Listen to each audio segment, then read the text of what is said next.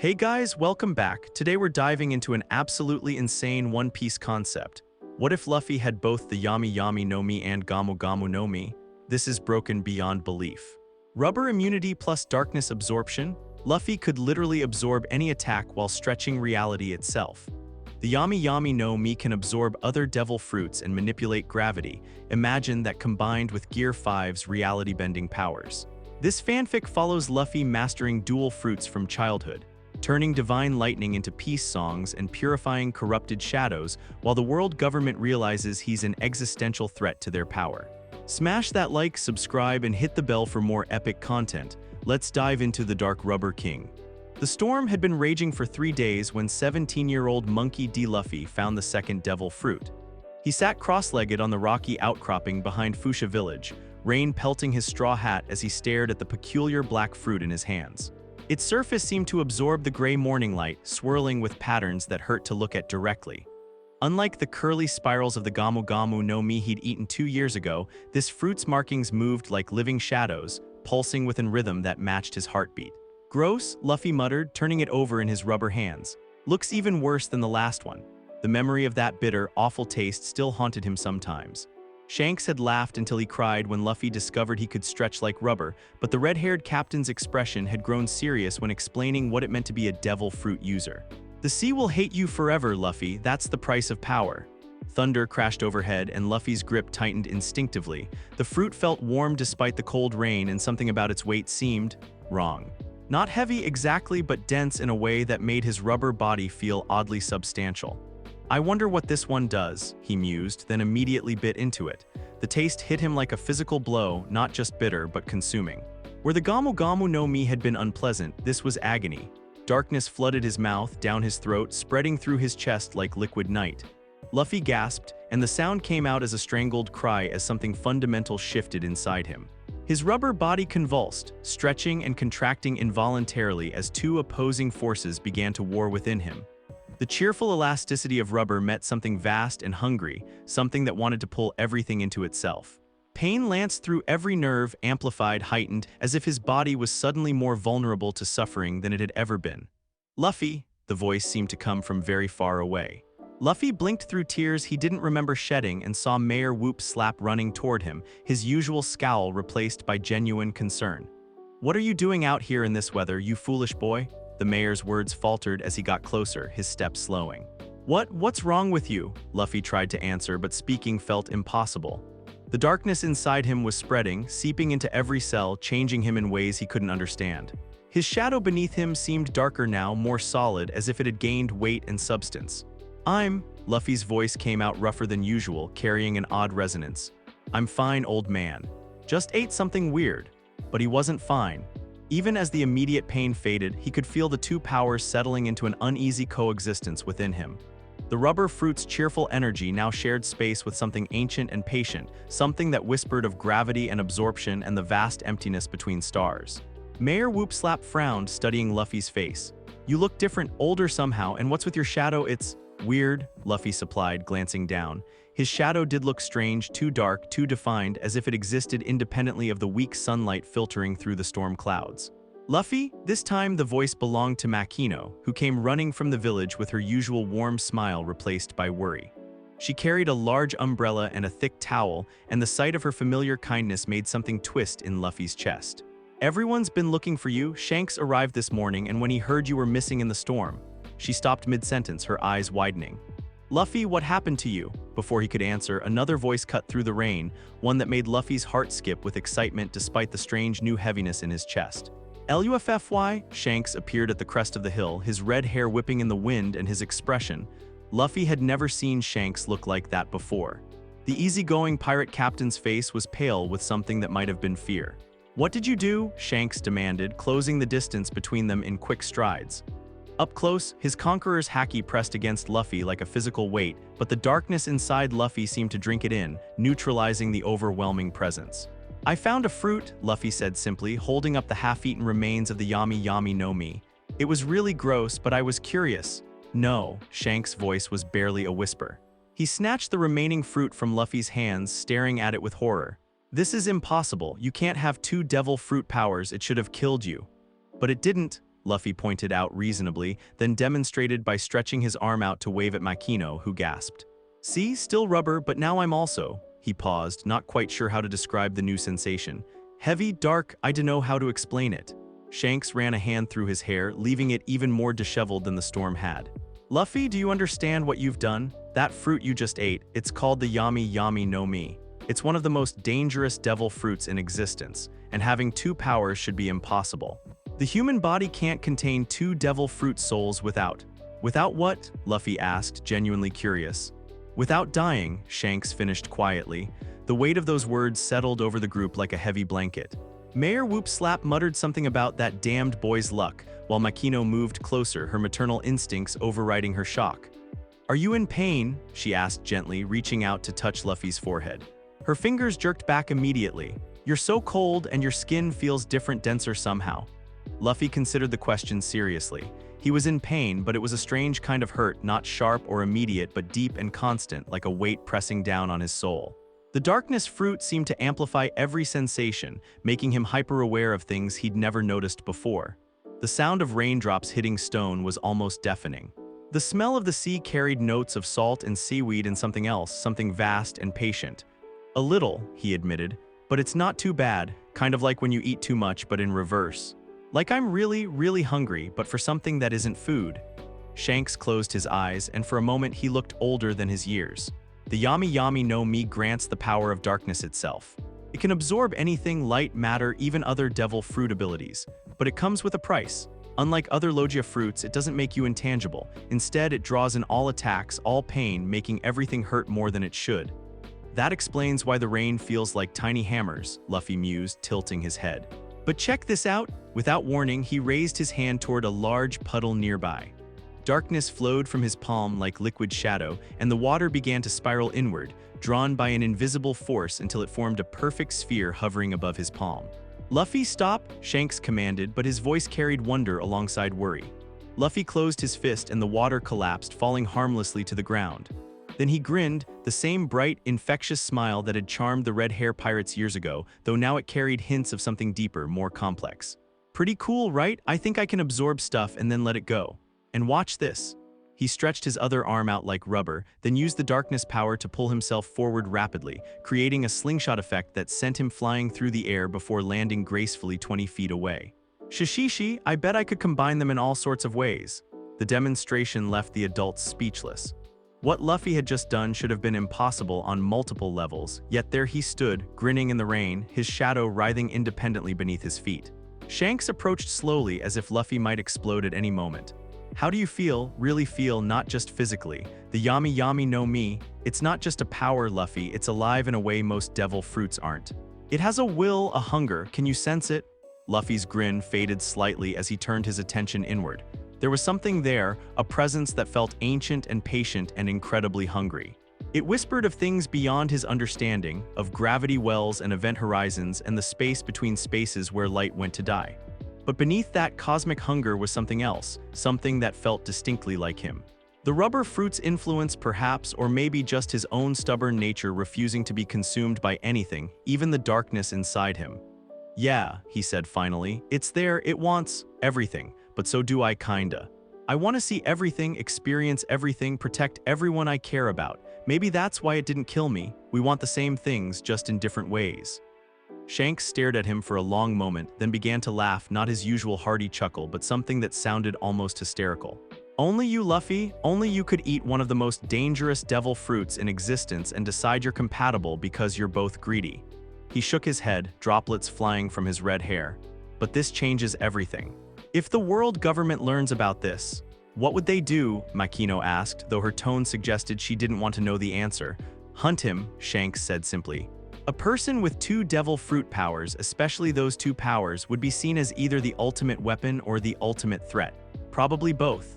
Luffy shrugged, the motion sending ripples through his rubber body and causing his shadow to fluctuate strangely. Then I'll just have to get stronger faster. I was already planning to become the Pirate King. Now I'll just have to be the strongest Pirate King ever. This isn't a game, Luffy, Shanks snapped, his composure finally cracking. Do you understand what you've done? The Yami-Yami no Mi is called the most evil devil fruit for a reason. It corrupts people, makes them hunger for more and more power until they lose themselves completely. And combined with your rubber powers, it won't corrupt me, Luffy said with absolute certainty. I know who I am, I'm Monkey D. Luffy, and I'm going to be the freest person on the seas. No fruit, no matter how scary, is going to change that. The conviction in his voice was so strong that even the darkness inside him seemed to pause and listen. Shanks felt it too, that unshakable will that had impressed him when Luffy was just a 7-year-old kid willing to stab himself to prove his courage. Besides, Luffy continued, his grin returning, now I can protect my friends even better, and I can eat twice as much before getting full. That's not how devil fruits work, Mayor Whoopslap muttered, but there was fondness in his gruff tone. As if summoned by the mention of food, Luffy's stomach growled, loudly enough to be heard over the thunder. But the sound was wrong somehow, deeper and more resonant than normal, as if it came from a much larger space than any human stomach should contain. Speaking of eating, Luffy said, looking hopeful, can we go to Makino's bar? I think having 2 powers makes me extra hungry. Makino smiled despite everything. Of course. You need to get out of this rain anyway, and I want to check you over properly. 2 devil fruits, I still can't believe it. As they made their way back toward the village, Shanks fell into step beside Luffy. We need to talk later. Seriously talk about what this means, about what you'll face, about how to control both powers safely. Okay, Luffy agreed easily. But first food, I'm so hungry I could eat a Sea King. Actually, with my new powers, maybe I could absorb a Sea King. That would be pretty cool. Please don't try to absorb any Sea Kings, Shanks said wearily. What about sea cats? No absorbing sea life of any kind until we figure out how your powers work. Okay. But what about no absorbing anything until we understand what we're dealing with? Shanks interrupted firmly. Luffy pouted but nodded. As they walked, his shadow continued to behave strangely, sometimes appearing to move independently of his body, sometimes seeming to reach toward other shadows as if trying to connect with them. The rain that hit him didn't bounce off like it used to. Instead, droplets seemed to disappear into his skin, absorbed into whatever impossible space now existed within him. By the time they reached Makino's bar, word had already spread through the village. People gathered in doorways and windows, staring at Luffy with expressions ranging from curiosity to concern. He waved cheerfully at everyone, apparently unbothered by the attention. Inside the warm, familiar space of Party's bar, Luffy immediately gravitated toward his usual seat while Makino bustled around preparing food. Shanks settled beside him, studying his young friend with new eyes. The hunger will get worse, Shanks said quietly. The Yami-Yami no Mi's appetite is legendary. It doesn't just want food, it wants everything. Experience, power, even people themselves. You'll need to learn to control that impulse. I've always been hungry, Luffy pointed out, accepting a plate of meat from Makino and beginning to devour it with his usual enthusiasm. This just makes it more intense, but it's still me choosing what to eat. As he spoke, small wisps of darkness occasionally escaped from his mouth, dissipating harmlessly into the air. The effect was unsettling, as if he was literally consuming light along with his food. Shanks watched in fascination and growing concern as Luffy finished the first plate and immediately reached for a second. How much can you eat now? Dunno. Let's find out. Luffy's eyes lit up with the kind of dangerous enthusiasm that had gotten him into trouble countless times before. What followed was an eating contest between Luffy and his own impossible appetite. Plate after plate disappeared as Makino and the gathering crowd watched in amazement. But unlike his usual messy, exuberant eating style, there was something almost ritualistic about the way he consumed food now. Each bite seemed to disappear completely, absorbed into whatever vast space had opened up inside him. Finally, after clearing enough food to feed a small crew, Luffy sat back with a satisfied sigh. That's better. I think the darkness was really hungry. It feels settled now. How do you feel? Makino asked, her medical training making her check his pulse and temperature. Your heartbeat is stronger than normal and you're still cold to the touch. Heavy, Luffy said thoughtfully. Like I weigh more than I used to, but also like I could make other things weigh more too. And there's this weird pulling feeling, like I want to draw everything toward me. But it's not too bad. He demonstrated by holding out his hand toward an empty mug on the far end of the bar. Darkness flowed from his palm, and the mug began to slide across the wooden surface, drawn by an invisible force until it reached his hand. Gravity manipulation, Shanks breathed. Combined with rubber elasticity, Luffy, you might be the most physically powerful person on the seas right now. Really? Luffy perked up. That's awesome. Wait until Ace and Sabo hear about this. They're going to be so jealous. The mention of his sworn brothers made Shanks frown. "You can't tell them, not yet, not until we understand what's happening to you." "But, Luffy," Shanks' voice carried the kind of authority that had made him a Yonko. "This isn't just about you anymore. If word gets out that someone can have 2 devil fruit powers, it will change everything. Pirates, Marines, revolutionaries, everyone will want to either recruit you or eliminate you. Your friends could become targets." The implications hit Luffy like a physical blow, the darkness inside him responding to his sudden surge of protective instinct. For a moment, the temperature in the bar seemed to drop and shadows deepened in the corners. "I won't let anyone hurt my friends," Luffy said, and there was something in his voice that made everyone present take a step back. The cheerful, innocent boy was still there, but underneath lurked something vast and implacable. "I know you won't," Shanks said gently, "but that means being smart about this, learning control, understanding what you've become before you show the world." Luffy nodded slowly, the dangerous moment passing as quickly as it had come. "Okay, I'll be careful, but Shanks," he looked up with eyes that seemed older than they had that morning. "I'm still going to be the Pirate King. These powers, they're just going to help me protect everyone I care about along the way." Outside, the storm was finally beginning to clear, but everyone in Party's bar understood that a different kind of storm was just beginning. Monkey D. Luffy had always been destined for greatness, but now he carried within him forces that could reshape the very nature of power itself. As the afternoon wore on and Luffy gradually returned to his normal cheerful demeanor, one question remained unspoken in everyone's minds. In a world where the impossible had just become possible, what other rules might be about to change? The answer they would discover was all of them. The mountain training ground echoed with the sound of splintering wood as Luffy's fist connected with the massive oak tree. But instead of the usual rubber bounce back, something else happened. Darkness flowed from his knuckles on impact, and the tree seemed to implode inward before exploding into fragments. "Whoa!" Luffy stumbled backwards, staring at his hand in amazement.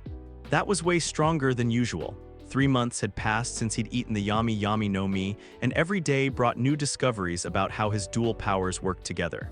The constant ache had faded to a manageable background hum, replaced by an odd sense of completeness, as if he'd been missing half of himself without knowing it. "Luffy, you idiot. Watch where you're punching," Ace's voice carried from across the clearing where he was practicing with his pipe. "That's the 3rd tree this week." "Sorry," Luffy called back, not sounding sorry at all. He was too fascinated by the way his shadow seemed to dance independently beneath his feet, reaching toward the scattered wood fragments as if trying to gather them up. Sabo looked up from where he'd been studying a stolen marine handbook, his blonde hair catching the afternoon sunlight. "Your control is getting better, though. Remember last week when you accidentally absorbed that entire boulder? That was an accident," Luffy protested, though he was grinning. "Besides, I figured out how to let it go eventually." "Eventually meaning after you carried around a boulder's worth of mass for 2 days, Ace pointed out dryly. "You were walking around like you weighed 1,000 pounds. Luffy laughed, the sound carrying its usual infectious joy but with new undertones, deeper, more resonant, as if it came from a much larger space than his chest should contain. "But check this out, I think I figured out something cool." He held out both hands, and the brothers watched in fascination as rubber stretched from his left hand while darkness flowed from his right. Then, with careful concentration, he began to combine them. The rubber formed a slingshot shape while the darkness created a gravitational pull at the center. "I can make a super-powered slingshot." The darkness pulls stuff in while the rubber stores energy, then he released the technique, sending a small rock flying with tremendous force. It struck a distant tree and punched clean through the trunk. Sabo whistled appreciatively. "That's actually pretty ingenious. You're using the gravitational attraction to load potential energy into the rubber, then releasing both forces simultaneously." "I have no idea what you just said, but it sounds smart," Luffy beamed. "Want to spar? I promise I'll be careful not to absorb any of your fire." "About that," Ace's expression grew serious, "we need to talk about what happened yesterday." The mood in the clearing shifted immediately. Yesterday's training session had been going normally until Ace launched one of his larger fire attacks. Luffy had instinctively raised his hands to defend himself, and the darkness power had activated without conscious thought. The entire fireball had simply vanished, drawn into the black void that had opened in his palms. But more disturbing was what happened next. For several minutes afterward, Luffy had been able to create fire himself, as if he'd absorbed not just Ace's flames but temporarily gained his brother's ability. "It only lasted a few minutes," Luffy said defensively, "and I gave the fire back, sort of." "You can't give back devil fruit powers, Luffy," Sabo said carefully. "What you did, it shouldn't be possible." You absorbed Ace's fire and then used it yourself. That goes way beyond what Shanks told us about the Yami-Yami no Mi. Luffy's brow furrowed as he tried to think about it seriously. The darkness fruit did seem to be growing stronger, or maybe he was just getting better at using it. Lately, he'd noticed he could absorb more than just physical attacks. Sounds, smells, even light seemed to get drawn in if he wasn't careful. Maybe it's because I have two fruits, he suggested. Like the rubber makes the darkness work differently. Or maybe you're just a freak of nature, Ace said, but his tone was fond rather than mocking. Either way, we need to figure out your limits before you accidentally absorb something important, like one of us. The thought made Luffy's stomach clench with worry. I would never hurt you guys. We know that, Sabo assured him quickly. But powers this strong, they need control. And understanding. What does it feel like when you absorb things? Luffy considered the question seriously. It was hard to describe, like being really hungry and finally getting food, but for something deeper than his stomach.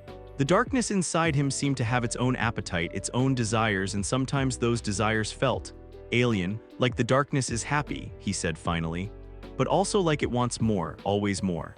Sometimes I have dreams about absorbing entire islands or the ocean itself.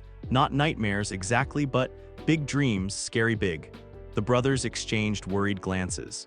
This was exactly what Shanks had warned them about during his brief visit last month. The Yami-Yami no Mi wasn't just a power, it was almost a living thing with its own will and hunger. What about the rubber fruit? Ace asked. Does it feel different now? Yeah, Luffy's expression brightened. It feels more flexible, like I can stretch in ways I couldn't before. Watch. He demonstrated by stretching his arm in a spiral pattern that should have been impossible, the rubber seeming to exist in more dimensions than it had before. Then he used his darkness power to create a gravitational field that pulled his stretched arm back in a controlled manner. It's like they're learning to work together, he explained.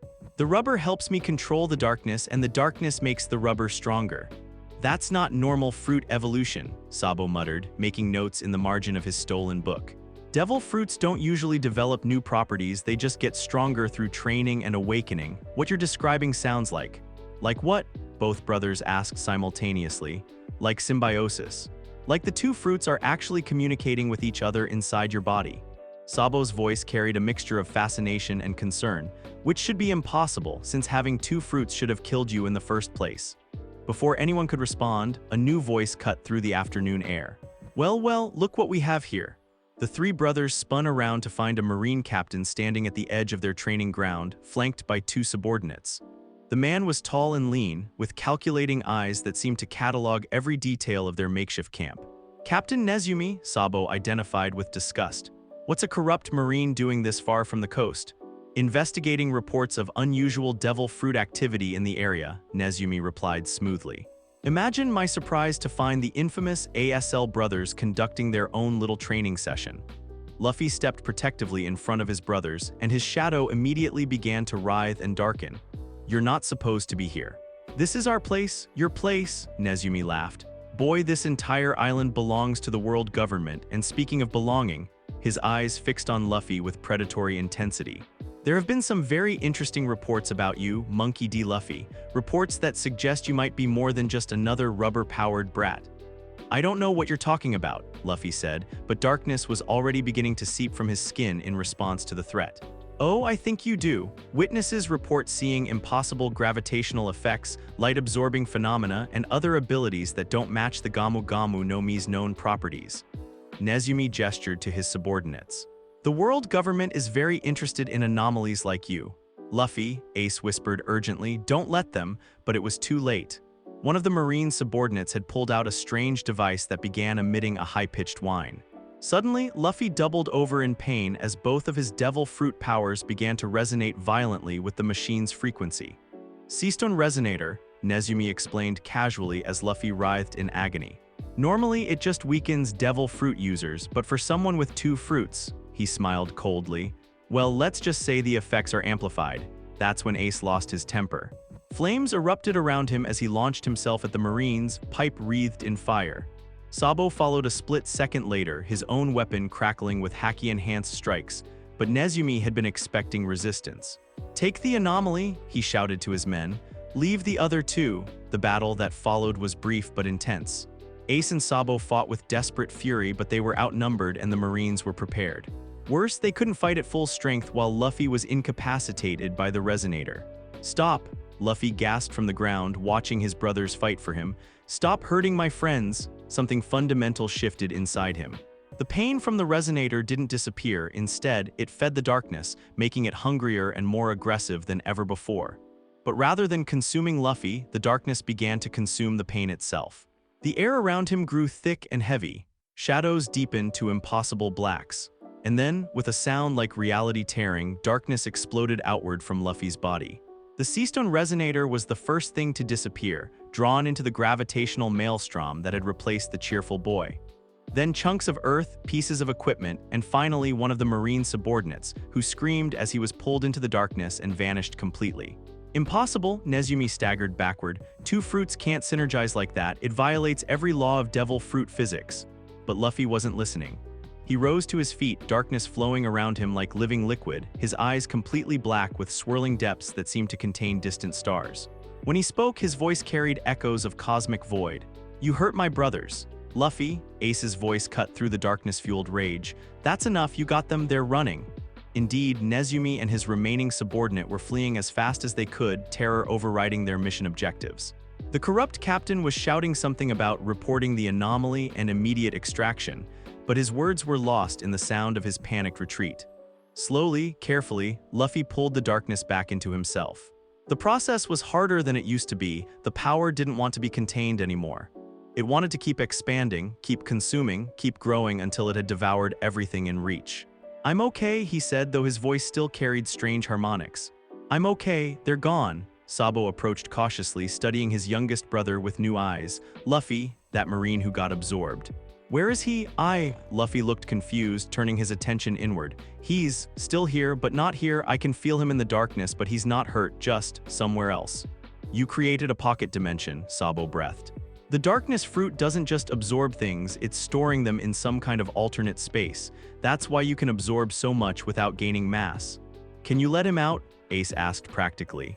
Luffy concentrated, and after a moment darkness swirled and deposited the missing marine on the ground. The man was unconscious but unharmed, his breathing steady. "He'll be fine," Luffy said with relief. "Just scared, the darkness.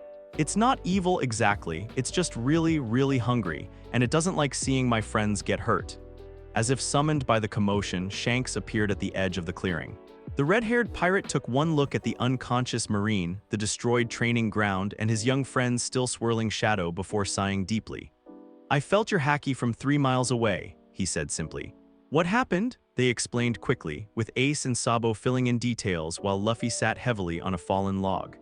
The exertion of controlling both fruits at maximum power had left him drained but oddly satisfied, as if he'd finally used muscles he didn't know he had. "A Seastone resonator specifically designed for dual fruit users," Shanks mused after hearing the story. "That's not standard marine equipment. Someone knows about you, Luffy, and they're preparing countermeasures." "Let them come," Luffy said with quiet determination. "I won't let anyone hurt my friends, not ever." "I know you won't, but this changes our timeline. We need to accelerate your training." Shanks looked at each brother in turn. "All of your training. If the world government is taking an interest, you'll need every advantage you can get." As the sun set over their ruined training ground, the 4 of them began planning for a future that had suddenly become much more dangerous. Luffy's dual nature was no longer a secret to be carefully guarded. It was a target that powerful enemies would stop at nothing to capture or destroy. But watching his brothers work alongside Shanks to prepare for the challenges ahead, Luffy felt something he'd never experienced before. A perfect balance between the rubber fruit's optimistic flexibility and the darkness fruit's protective hunger. He was ready for whatever came next, even if the rest of the world wasn't ready for him. The morning sun painted Fuchsia Village in golden hues as 17-year-old Monkey D. Luffy stood at the harbor, a small dinghy bobbing gently in the water beside him. 6 months had passed since the incident with Captain Nezumi, and the time for hiding was over. "You sure about this timing?" Shanks asked, adjusting the straw hat on Luffy's head one final time. "The Marines know about you now. They'll be watching." Luffy's grin was bright as ever, but there was something different in his eyes, a depth that hadn't been there before his encounter with the Yami-Yami. "That's exactly why I need to go now. If I wait any longer, they might come back and put the village in danger." His shadow flickered beneath him, darker and more substantial than any shadow had a right to be in broad daylight. Over the past months, he'd learned to keep both his powers mostly contained, but the excitement of finally beginning his journey was making the darkness restless. "Remember what we practiced," Shanks said seriously. "The rubber fruit first always. Let people think that's all you have until you absolutely need the darkness. And when you do use it, control the hunger, don't let it control me," Luffy finished. "I know, Shanks. I've got this." Makino approached with a large bag of provisions, her eyes bright with unshed tears. "Promise me you'll be careful and eat properly. I packed enough food for a week, but knowing you, it'll last maybe 2 days," Luffy laughed, accepting the bag and immediately checking its contents. "Thanks, Makino, I'll miss your cooking." As he loaded his supplies into the small boat, Mayor Whoop's slap cleared his throat. "Boy, I still think you're rushing into this. Pirates aren't a game, and with your condition, you'll be facing dangers most people can't imagine." "Then it's a good thing I'm not most people," Luffy replied cheerfully. He paused in his preparations to look at each person gathered to see him off. "I'm going to become the Pirate King. That hasn't changed no matter what powers I have, but now I can protect my crew better, that's all that matters."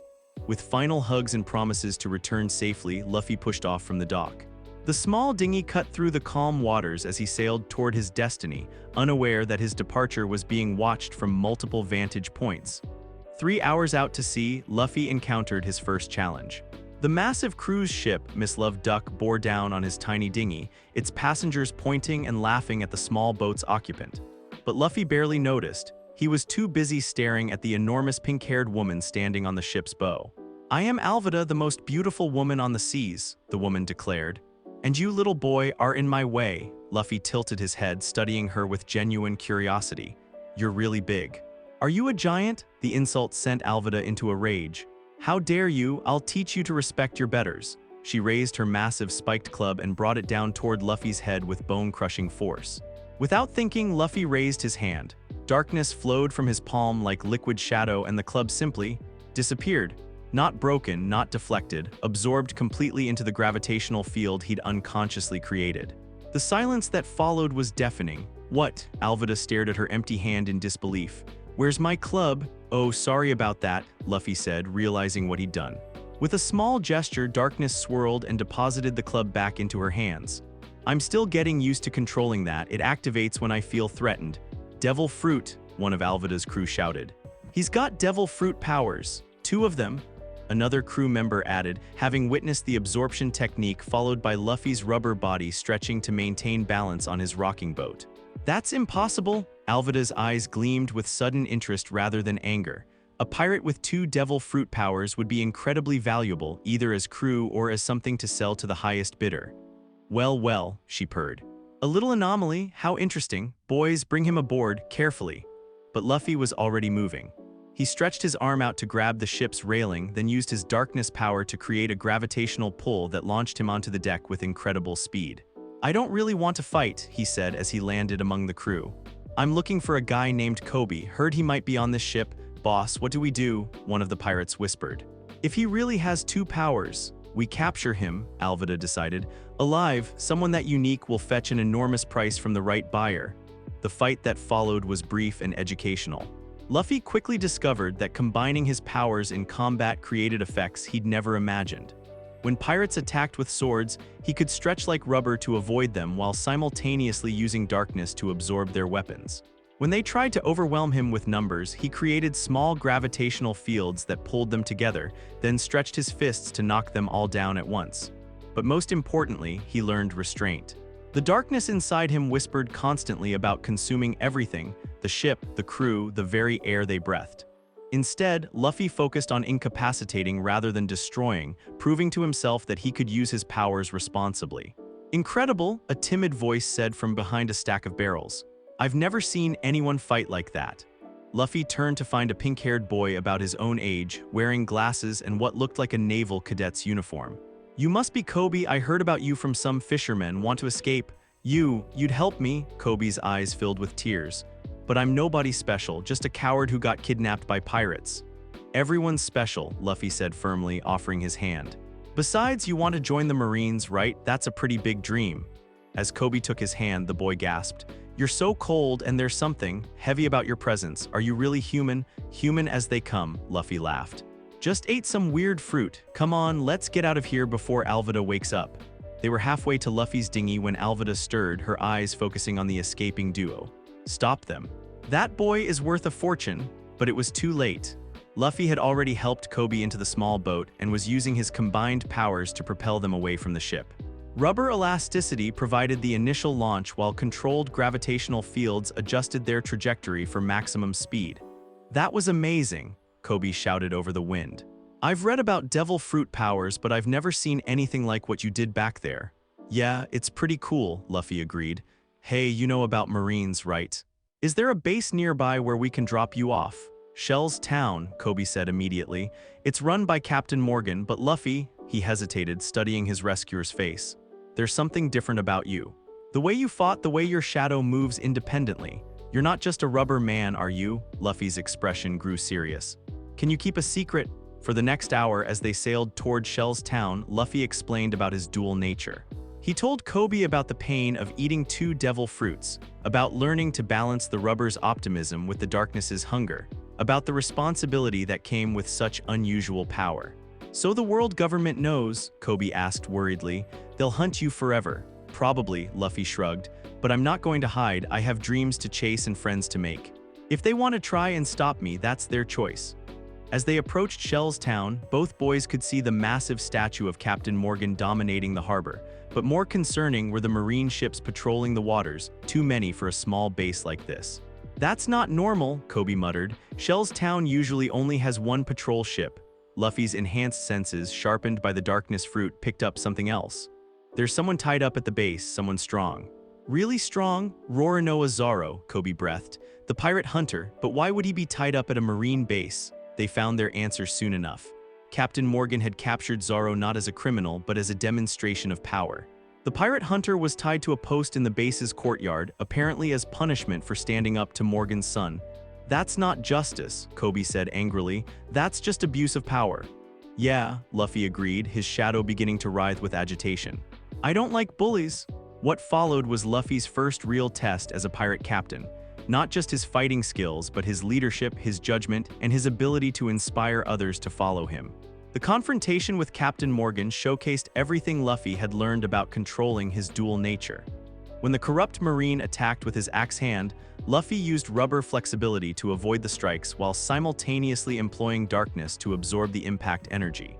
When Morgan's soldiers opened fire, he created gravitational fields that pulled the bullets harmlessly into empty space. But the real moment of truth came when Morgan threatened to execute both Zoro and Koby unless Luffy surrendered. Choose, rubber boy, Morgan shouted, your freedom or their lives. That's when everyone present learned what kind of pirate monkey D. Luffy was going to be. I choose door number 3, Luffy said calmly, then moved faster than anyone had seen him move before.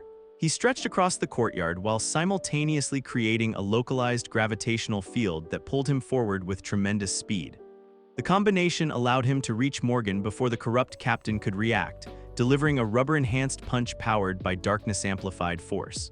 Morgan's axe hand shattered on impact with Luffy's fist, and the man himself was launched clear across the courtyard to crash into his own statue. Anyone else want to try me? Luffy asked the assembled Marines, his voice carrying new harmonics that made several of them step backward. The answer was a resounding silence. As they sailed away from Shell's Town with Zoro now aboard, the swordsman studied his new captain with calculating eyes. 2 devil fruits, he said finally. I can sense both powers in you. That should be impossible. Lots of things about me are impossible, Luffy replied cheerfully. You got a problem with that? Zoro considered this, then smiled, a rare, genuine expression. No. If I'm going to help someone become Pirate King, they'd better be impossible. Makes things more interesting. Speaking of interesting, Koby interjected from his position in the dinghy. He was being dropped off at a different marine base. You should know that there are already reports being sent about you. The Marines at Shell's Town recognized your powers from some kind of bulletin. What kind of bulletin? Luffy asked. Wanted poster, Zoro answered grimly. I saw it in Morgan's office. 30 million berries, dead or alive. That's higher than most starting bounties. Someone really wants you caught. Luffy's grin widened. 30 million, not bad for my first day as a pirate. As the sun set over the east blue, 3 small boats sailed in formation toward their respective destinations. Koby headed for a legitimate marine base where he could begin his dream of becoming a just naval officer. Luffy and Zoro set course for their next adventure, whatever that might be. But unbeknownst to all of them, their encounter at Shell's Town had been observed by more than just Marines. Deep in the Grand Line, in the holy land of Mariewa, a group of very powerful people had just received a detailed report about the impossible pirate who had publicly demonstrated dual devil fruit abilities. 30 million isn't enough, one of the world government officials declared. This Monkey D. Luffy represents a fundamental threat to our understanding of devil fruit mechanics. If word spreads that someone can have two powers, the balance of power could shift dramatically, another agreed. Pirates, Marines, even other world government agencies would scramble to either recruit or eliminate him. Then we ensure he's eliminated before that becomes an issue, the first official decided. Contact CP9, this requires special attention. Back on the open sea, Luffy sneezed suddenly, causing a small gravitational hiccup that made their boat lurch sideways. Bless you, Zoro said automatically. Thanks. Someone must be talking about me, Luffy replied, then frowned. Felt kind of ominous though. Your new powers making you paranoid? Nah, just aware I guess. The darkness fruit picks up on things I never used to notice. Emotions, intentions, that kind of stuff. He shrugged, returning to his usual cheerful demeanor. Whatever, if trouble wants to find us, we'll deal with it when it gets here. As night fell and they made camp on a small uninhabited island, Zoro watched his captain practice combining his abilities. Rubber stretches enhanced by gravitational manipulation, darkness absorption followed by elastic redirection. It was like watching someone rewrite the laws of physics in real time. Hey Luffy, he said eventually. When other people join our crew, are you going to tell them about both powers? Luffy considered this seriously. Yeah, if they're going to be my nakama, they should know everything about me. Good and bad, and if they can't handle it, then they're not really my nakama, Luffy said simply. The right people will accept me as I am, all of me. Looking up at the stars, Zoro found himself believing it. This impossible captain with his impossible powers might just be impossible enough to reach the top of the world. And if anyone tried to stop them along the way, they'd discover just how dangerous impossible could be. The morning sun cast long shadows across Orange Town as Luffy and Zoro sailed into the harbor, their small boat cutting through waters littered with debris from what looked like a recent battle. Smoke still rose from several buildings and an eerie quiet had settled over the usually bustling port. Place looks like a war zone, Zoro observed, checking his swords out of habit. Think we should find somewhere else to resupply? Nah, Luffy said, his enhanced senses picking up something interesting. There are people hiding, but they're not really scared, more like waiting for something.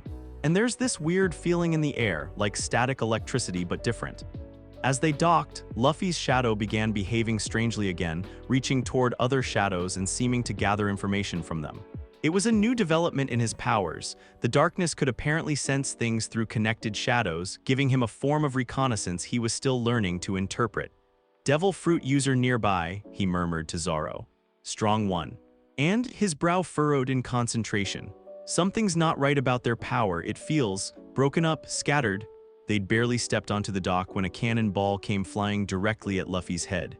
Without thinking, he raised his hand, and the projectile disappeared into a swirl of darkness before being redirected harmlessly into the water. Hey, that wasn't very friendly, Luffy called out toward the source of the attack.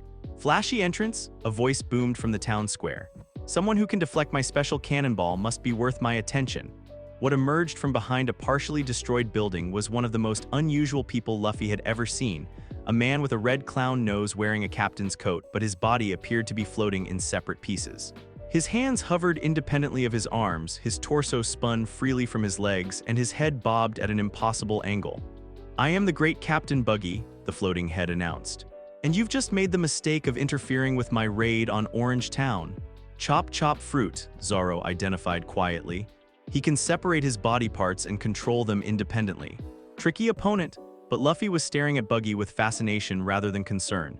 That's so cool, how do you keep all your pieces connected? Is it like invisible strings or do you just think them back together? It's not cool, it's flashy, Buggy roared, sending his detached hands flying toward Luffy with daggers in each palm. And you're about to learn why they call me Buggy the Clown. The fight that followed was unlike anything the hidden townspeople had ever witnessed. Buggy's separated body parts moved in unpredictable patterns, making it nearly impossible to land a solid hit. But Luffy's combination of rubber flexibility and darkness absorption created equally confusing counterattacks. When Buggy's flying hands tried to stab him, Luffy stretched out of the way while using small gravitational fields to pull the weapons toward his palms, where they were absorbed harmlessly into darkness. When Buggy's torso spun toward him like a flying battering ram, Luffy created a localized gravity well that caught the separated body part and held it in place. "What the hell kind of devil fruit is that?" Buggy demanded, his head floating safely away from the battle while his body parts struggled against Luffy's gravitational control. "You're stretching like rubber, but you're also doing something with gravity. That's two different powers."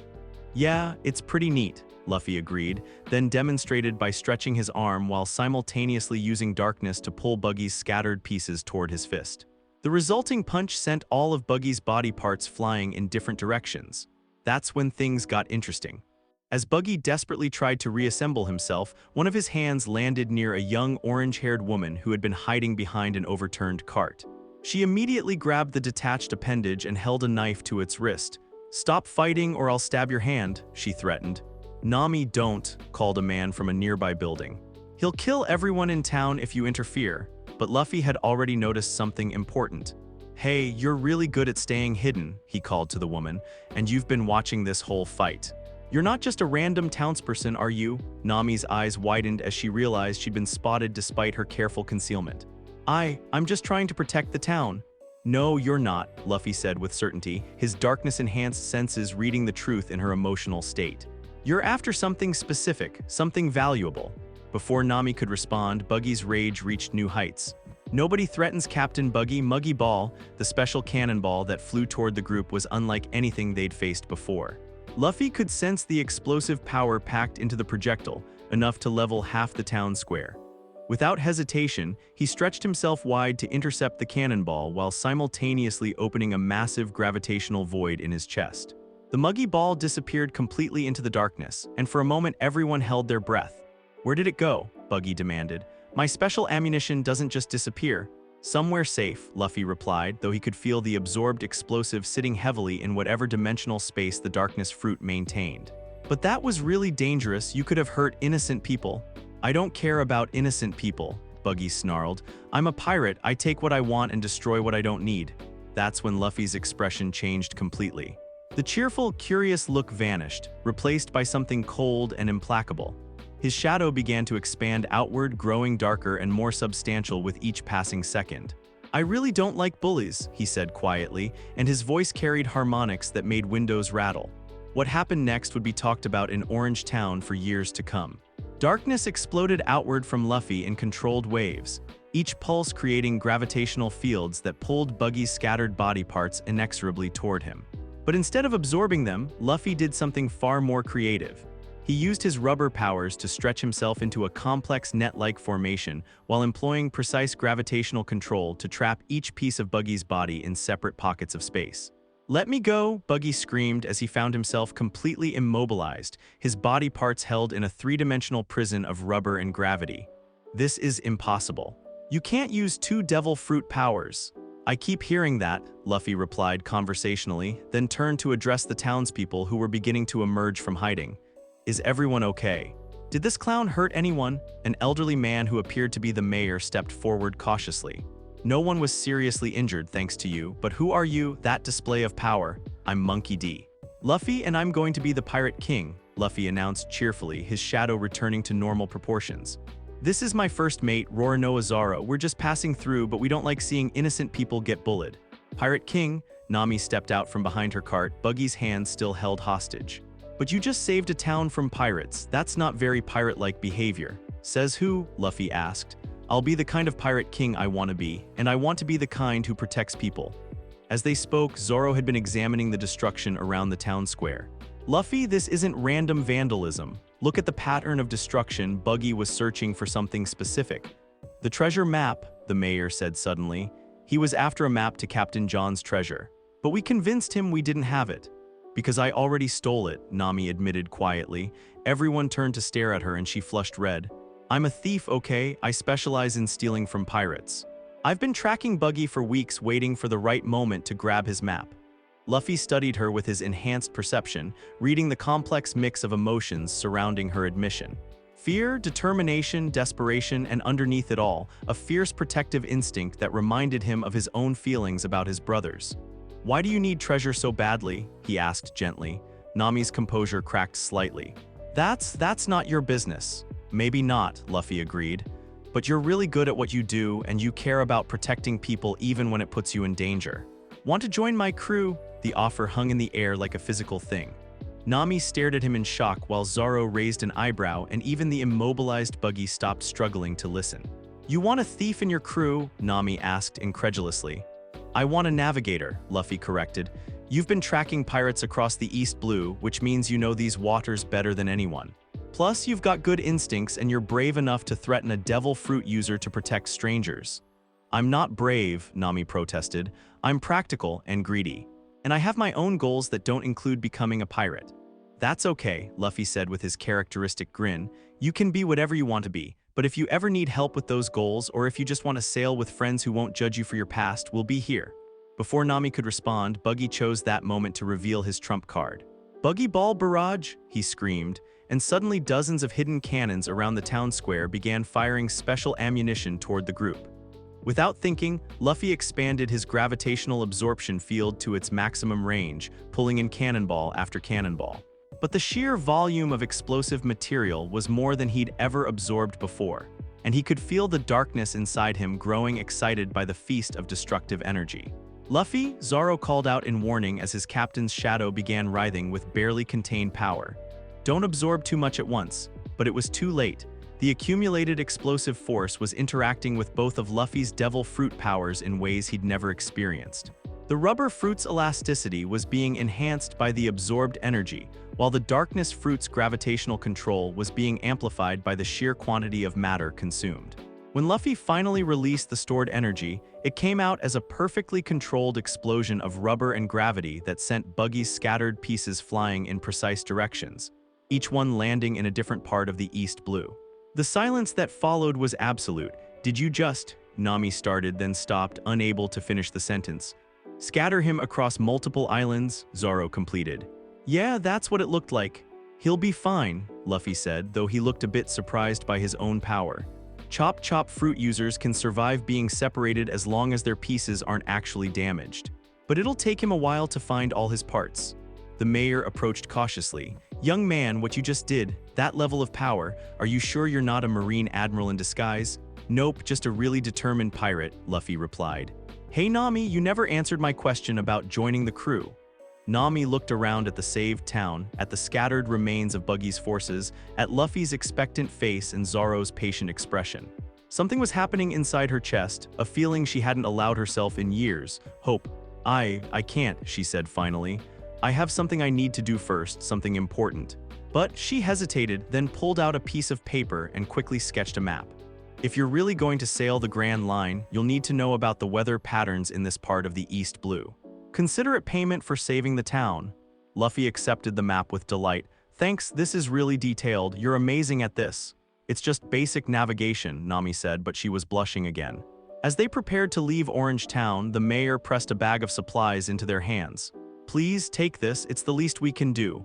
We can't accept payment for doing the right thing, Luffy protested. It's not payment, the mayor insisted. It's a gift from friends. That word friends seemed to resonate with something deep inside Luffy. His shadow stabilized completely, and for the first time since eating the second devil fruit, he felt perfectly balanced. As their boat sailed away from Orange Town, Zoro studied his captain thoughtfully. That was well done. You could have just defeated Buggy with raw power, but you chose a solution that protected everyone and gave him a chance to survive. The darkness wanted me to absorb him completely, Luffy admitted. It kept whispering about how much power I could gain from consuming a devil fruit user, but that's not who I want to be. Good, Zoro said simply. A captain who can resist that kind of temptation is worth following. Behind them, Nami watched their boat disappear over the horizon while clutching the Orange Town map she'd made for them. She'd lied about one thing, it wasn't just basic navigation. She'd included every current, every weather pattern, every safe harbor she knew about in the eastern waters. Monkey D. Luffy, she murmured to herself. What kind of pirate saves a town and then refuses payment? The kind, she was beginning to suspect, that might actually be able to help her with her impossible dream. But first, she had a certain fishman to deal with. Meanwhile, in a marine base hundreds of miles away, reports were being compiled about the Orange Town incident. Two devil fruit powers used simultaneously, gravitational manipulation on a massive scale, and the complete defeat of a pirate with a 15 million berry bounty, all accomplished by a rookie who'd only been at sea for 2 weeks.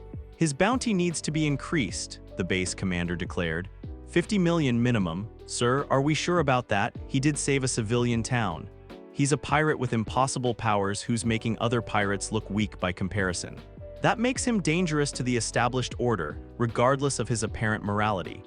The new wanted poster would be distributed within days, featuring a grinning young man in a straw hat with the ominous designation. Dead or alive, 50 million berries.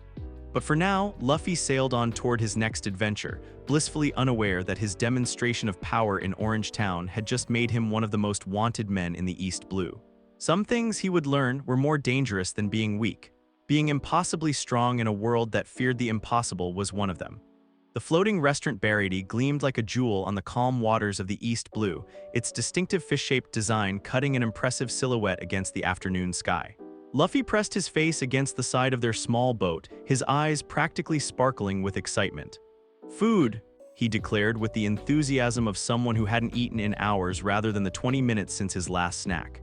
"Real, actual restaurant food. Zoro, we have to eat there. We don't have enough money for a fancy floating restaurant," Zoro pointed out practically, but he was studying the ship with professional interest. Although, there's something off about this place. Too many ships anchored nearby, and some of them look like they've been in recent battles. Luffy's enhanced senses, sharpened by months of learning to control his dual nature, picked up on what Zoro had noticed.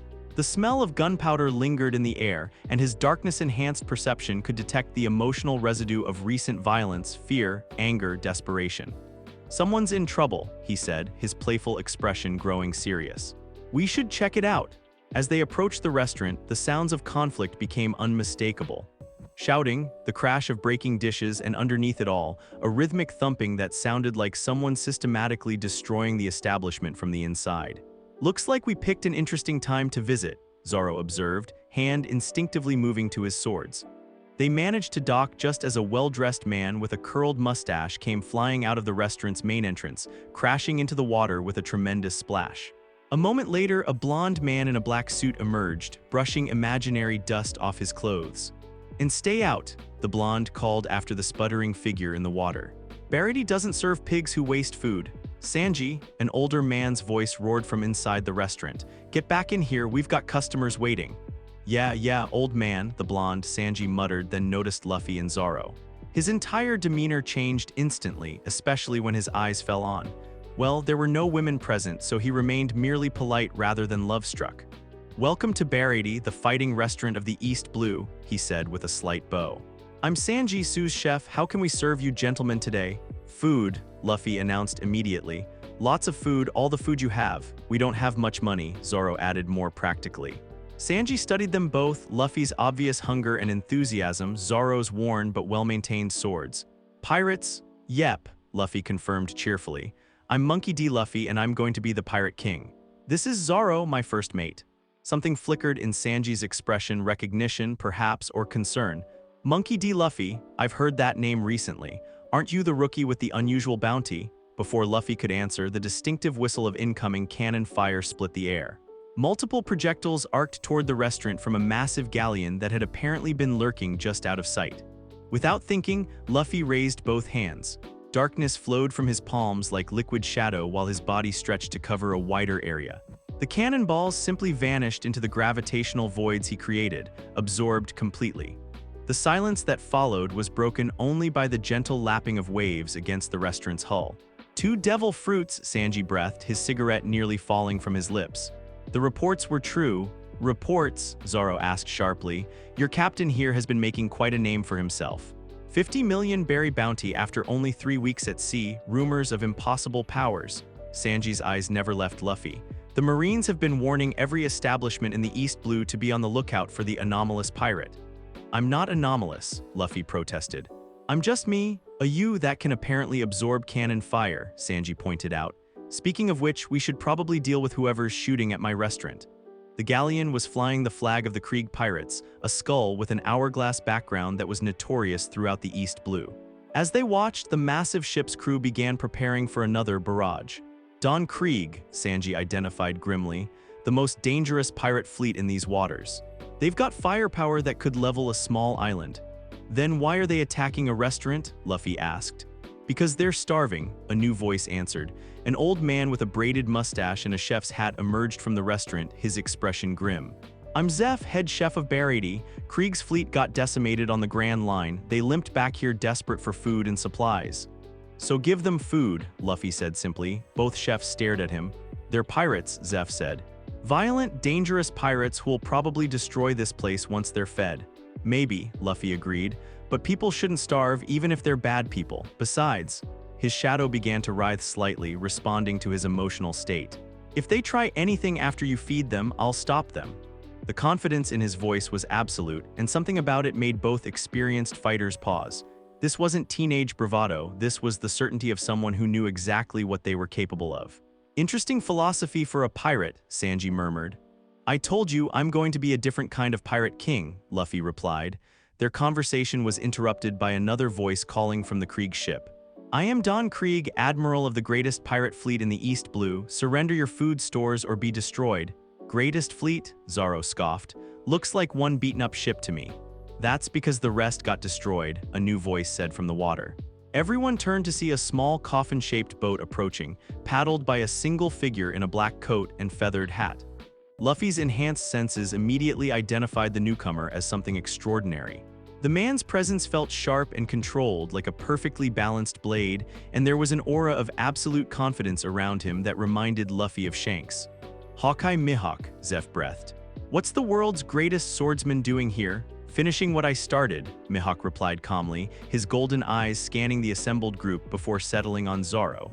Though it seems I've found something unexpected. You carry the bearing of a swordsman. Zoro's hand moved to his swords, his entire body tensing with anticipation. Roronoa Zoro, I've been looking for you. Have you now? Mihawk's lips curved in what might have been amusement. And why would that be? To defeat you and claim the title of world's greatest swordsman. The words hung in the air like a challenge. Mihawk studied Zoro for a long moment, then nodded slightly. Very well. It has been some time since someone challenged me seriously. Wait, Luffy interrupted, stepping between them. You're going to fight here, what about the restaurant? The restaurant will be fine, Mihawk assured him. I have no quarrel with civilians, this is between swordsmen. But Zoro could get hurt, Luffy said, genuine concern in his voice. Luffy, Zoro said firmly, this is my dream, my fight. Don't interfere. The battle between Zoro and Mihawk was unlike anything Luffy had ever witnessed. Every movement was precise, controlled, carrying years of training and dedication. Mihawk fought with a small knife, treating the encounter as practice rather than a serious duel, but even so, Zoro was clearly outmatched. When the fight ended with Zoro's defeat and injury, something inside Luffy snapped. The darkness fruit responded to his emotional turmoil, creating gravitational distortions that made the air itself feel heavy.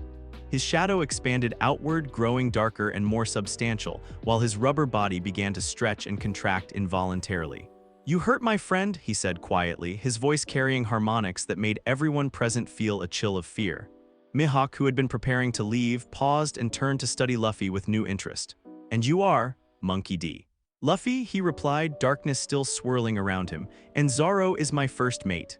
Ah. Mihawk's golden eyes took in the gravitational distortions, the moving shadow, the way light seemed to bend around Luffy's form. The anomaly. 2 devil fruits if the reports are accurate.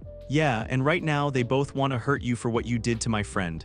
Luffy, don't, Zoro gasped from where he lay bleeding. I challenged him fairly. This was my choice. The words cut through Luffy's rage like a blade, and slowly, carefully, he pulled the darkness back under control.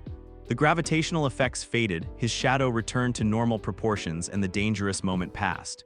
You have admirable restraint, Mihawk observed, and loyalty. Your swordsman is fortunate to have such a captain. He's not just my crew, Luffy said, he's my friend. And I protect my friends. Indeed, Mihawk's expression grew thoughtful. Tell me, young pirate, what do you know of the Grand Line? It's where I need to go to become Pirate King, Luffy replied simply. It's also where powers like yours become truly dangerous. The ability to use 2 devil fruits simultaneously will attract attention from forces far more dangerous than anything in the East Blue. Mihawk's gaze grew serious. Be very careful who you trust and learn to control both aspects of your nature completely. The Grand Line has little patience for those who cannot master themselves. With that cryptic warning, the world's greatest swordsman departed, leaving behind a wounded Zoro, a thoughtful Luffy, and a restaurant full of people trying to process what they'd just witnessed. Well, Sanji said finally, lighting a fresh cigarette with slightly shaking hands. That was educational. The moment of reflection was shattered by another cannon barrage from Don Krieg's ship. But this time, the pirate admiral had learned from watching Luffy's earlier display. Instead of conventional cannonballs, the projectiles were releasing clouds of poison gas as they flew. "Gas attack," Zeph shouted. Everyone inside, but Luffy was already moving. He stretched his body to maximum size while creating the largest gravitational field he'd ever attempted. The poison gas was drawn into his extended form and absorbed completely into the darkness dimension within him. The process left him dizzy and nauseous. Apparently, even his enhanced physiology had limits when it came to absorbing toxic substances. But everyone at the restaurant was safe. "Impossible," Don Krieg roared from his ship. "No one can absorb my MH5 gas and survive." "Good thing I'm not just anyone," Luffy called back, though he had to brace himself against the restaurant's railing. The absorbed poison was sitting heavily in his darkness dimension, and he could feel it slowly being neutralized by whatever strange physics governed that space. "Luffy," Sanji said urgently, "you absorbed poison gas. You should be dead." "The darkness fruit has its own space inside me," Luffy explained groggily. "Things I absorb don't actually enter my body, they go somewhere else. But processing that much toxic material," he swayed slightly, "takes it out of me?" That's when Don Krieg made his final mistake. Seeing Luffy weakened, the pirate admiral launched himself from his ship using a jetpack, his golden armor gleaming as he flew toward the restaurant with weapons drawn. "If I can't destroy you with gas, I'll crush you with raw power," he declared. What followed was a battle that showcased everything Luffy had learned about combining his dual nature. Krieg's armor was designed to withstand tremendous physical force, but it couldn't handle the combination of rubber elasticity and gravitational manipulation that Luffy employed. When Krieg fired his spike-covered punches, Luffy stretched out of the way while using darkness to absorb the impact energy. When the pirate admiral activated his explosive weaponry, Luffy created localized gravity wells that contained the blasts while using rubber compression to redirect the force back at his opponent. The final blow came when Luffy stretched his arm back to maximum extension, wound it around one of Baratie's masts, then used controlled gravitational acceleration to increase his punch's speed beyond anything Krieg's armor could deflect. The impact sent the pirate admiral flying so far that he disappeared over the horizon. "And that," Luffy said, settling down heavily on Baratie's deck, "is why you don't threaten restaurants that feed people." The silence that followed was filled with a mixture of awe and concern. Luffy had just single-handedly defeated one of the East Blue's most notorious pirates, but the effort had clearly taken its toll. His breathing was labored, his shadow was flickering erratically, and there was a haunted look in his eyes. "The darkness is happy," he murmured, mostly to himself. "It consumed so much today, attacks, poison, energy, it's practically purring, but the rubber feels stretched thin, like I used too much too fast." Sanji approached cautiously. "You need food, real food, not just the energy you absorbed from those attacks. Your body is running on empty." "I don't have money for it's on the house," Zeph interrupted gruffly. "You saved my restaurant and everyone in it. Least I can do is feed you properly." What followed was a feast that would be remembered at Baratie for years to come. Luffy ate with his usual enthusiasm, but there was something different about it. A methodical quality that suggested he was feeding both his normal human hunger and something much deeper. As he ate, the flickering in his shadow stabilized, his breathing returned to normal, and the haunted expression faded from his eyes. "Better?" Sanji asked, refilling Luffy's plate for the dozenth time. "Much better," Luffy confirmed. "Sorry about that, I'm still figuring out how much both powers can handle at once." "Both powers working together," Sanji mused. "That's what makes you so dangerous, isn't it? Not just that you have two devil fruits, but that they're learning to complement each other." "Yeah, something like that." Luffy's expression grew thoughtful. "Hey Sanji, yeah, want to join my crew?" The offer hung in the air like a physical thing. Sanji stared at him in shock while Zeph raised an eyebrow from across the dining room. "You want me to join your crew?" Sanji asked. "But you barely know me." "I know you're an amazing cook, you protect what's important to you, and you fed me even though I couldn't pay," Luffy replied simply. "Plus, you didn't run away when I used both powers, that's enough for me." Sanji glanced at Zeph, then back at Luffy. "I have responsibilities here." "No, you don't," Zeph said gruffly. "You've been ready to leave for years, you stubborn brat. This restaurant doesn't need you anymore, you need the sea." "But the All Blue is out there somewhere waiting for you to find it," Zeph interrupted. "And you won't find it working in a floating restaurant in the East Blue." The conversation that followed was deeply personal, touching on dreams and debts and the bonds between a mentor and student. But in the end, Sanji made his choice. "All right," he said finally, "I'll join your crew, Monkey D. Luffy, but I have conditions." "Name them," Luffy said immediately. "I cook what I want to cook when I want to cook it. No one else touches my kitchen. And if we ever find the All Blue, we'll explore every inch of it together," Luffy promised. "Deal, deal." As the sun set over Baratie and the new Straw Hat crew prepared for their next adventure, none of them noticed the small marine ship that had been observing the battle from a safe distance. On board, a Cypher Paul agent was carefully documenting everything he'd witnessed. Subject demonstrated complete mastery of dual devil fruit abilities. He spoke into a den mushy. Absorption capabilities appear limitless. Gravitational control is far beyond initial estimates, and integration with rubber powers creates unpredictable tactical advantages. Recommendation: upgrade threat level to maximum. The response crackled back through the connection. Understood. Operation Dark Rubber is now priority 1. All available assets are to focus on elimination or capture of Monkey D. Luffy? But for now, Luffy sailed on toward his next adventure, his crew growing stronger and his powers more integrated with each passing day. The darkness and rubber within him had found a new equilibrium, one that centered around protecting the people he cared about. He was becoming exactly the kind of pirate king he'd always wanted to be, one who could save the day and still make it home in time for dinner. Even if that dinner sometimes required absorbing poison gas first.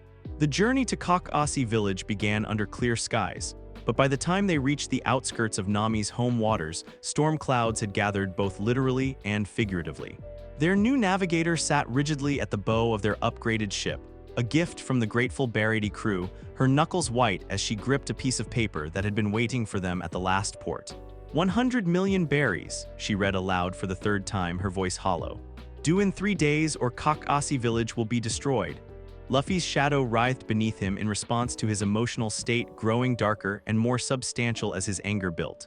The darkness fruit had been restless ever since they'd left Baratie, as if it could sense the approaching confrontation with something truly malevolent. "This Arlong guy sounds like a real piece of work," Sanji muttered, adjusting his tie with barely controlled fury. "Threatening an entire village for money. He's not just threatening," Nami said quietly. He's the strongest fishman I've ever seen, and his crew has been terrorizing the East Blue for years. The Marines won't touch them because they have some kind of arrangement with corrupt officials." Zoro, still recovering from his injuries but insisting on being mobile, studied their navigator with sharp eyes. "There's more to this story. You didn't just randomly decide to help us navigate, you've been planning something involving this Arlong for a long time." Nami's composure finally cracked. "He killed my mother," she whispered. "Took over our village when I was just a child. I've been stealing from pirates for 8 years, trying to buy back everyone's freedom. 100 million berries, that was the deal. But every time I get close, he finds some excuse to raise the price or take the money." The silence that followed was heavy with understanding and rage. Luffy's dual powers responded to his emotional state, rubber stretching involuntarily while gravitational distortions rippled outward from his position. "So we're going to stop him," Luffy said simply. "You don't understand," Nami protested. "Arlong isn't like the other pirates you've faced. He's a fishman, 10 times stronger than any human, capable of breathing underwater with jaws that can bite through steel. And his crew is just as dangerous." "Then it's a good thing I'm not exactly human anymore," Luffy replied, his voice carrying new harmonics that made the air itself feel heavy. "Besides, no one hurts my friends and gets away with it." "I'm not your friend," Nami snapped, then immediately looked stricken by her own words. "I mean, I can't be. Everyone I care about gets hurt. It's better if you just drop me off and sail away." "Not happening," Luffy said with absolute finality. "You're part of my crew now, which means your problems are our problems." "Right, guys? Damn right," Zoro agreed, hand moving instinctively to his swords. "A cook protects his family," Sanji added, lighting a fresh cigarette. "And your family now, Nami Swan." As they approached Kokasi village, the signs of Arlong's oppression became increasingly evident.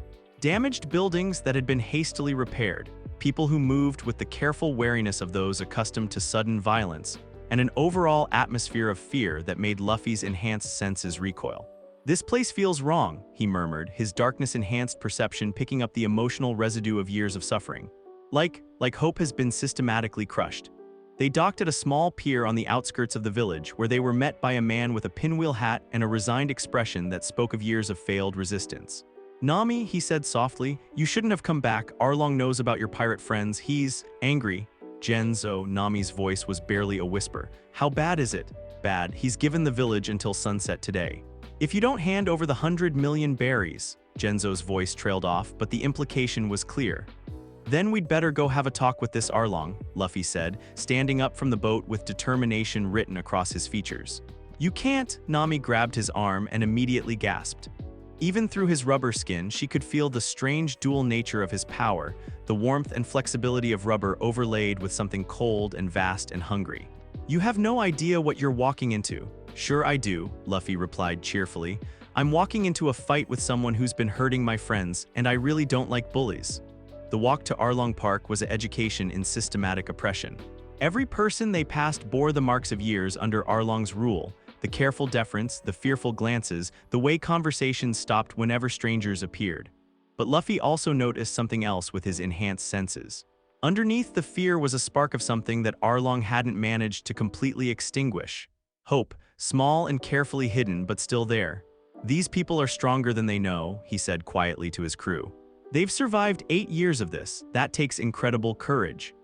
Arlong Park itself was a monument to the fishman's arrogance, a sprawling complex built like a fortress, with shark-themed decorations and pools designed to give aquatic fighters every possible advantage.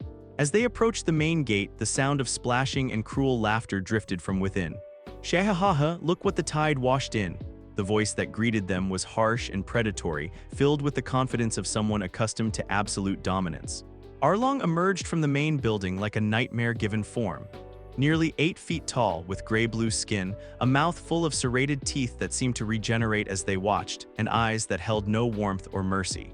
He was accompanied by several other fishmen, each one radiating the kind of casual violence that came from years of unopposed power.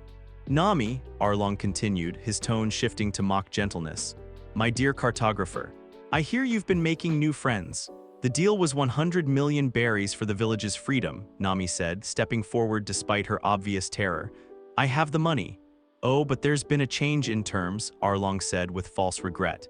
"You see, your new pirate friends have caused quite a stir. 50 million berry bounty, reports of impossible powers. I think the price has gone up. Let's say 200 million now."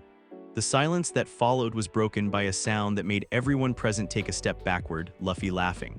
Not his usual cheerful chuckle, but something darker, more resonant, carrying undertones that seemed to come from much deeper than any human throat should allow. "You know what's funny?" Luffy said, his shadow beginning to writhe independently beneath his feet. "I've met a lot of bad people since I started my journey. Pirates who hurt innocent people, marines who abuse their power, criminals who take advantage of the weak. But you," he took a step forward and the very air around him seemed to grow heavy. "You're something special. You've turned being a monster into an art form." "Monster?" Arlong's eyes flashed with genuine anger. "I am a superior being. Fishmen are the evolution of humanity and humans exist only to serve us." "No," Luffy said simply, "you're just a bully who's gotten too comfortable." What happened next would be talked about in Kokasi village for generations.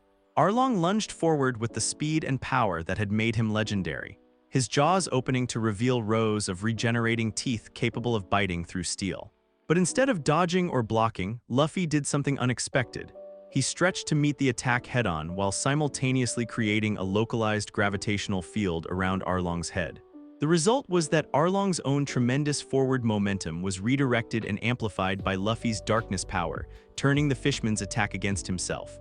Instead of biting down on his target, Arlong found himself crashing face-first into the ground with enough force to create a small crater. "That's for making Nami cry," Luffy said conversationally. The other fishmen attacked as one, but they quickly discovered that their usual advantages meant nothing against someone who could absorb their water-based attacks while using rubber flexibility to avoid their physical strikes. When they tried to overwhelm him with numbers, Luffy created gravitational fields that pulled them together into convenient clusters for his stretched punches. But the real shock came when one of Arlong's crew, a fishman who could spit high-pressure water bullets, landed a direct hit on Luffy's chest. The attack should have punched clean through him, but instead, the water was absorbed into the darkness dimension, while the kinetic energy was distributed harmlessly through his rubber body. "Impossible," Arlong snarled, picking himself up from the crater. Humans can't have two devil fruit powers. I keep hearing that, Luffy replied. But here's the thing about impossible, sometimes it just means no one's been creative enough yet.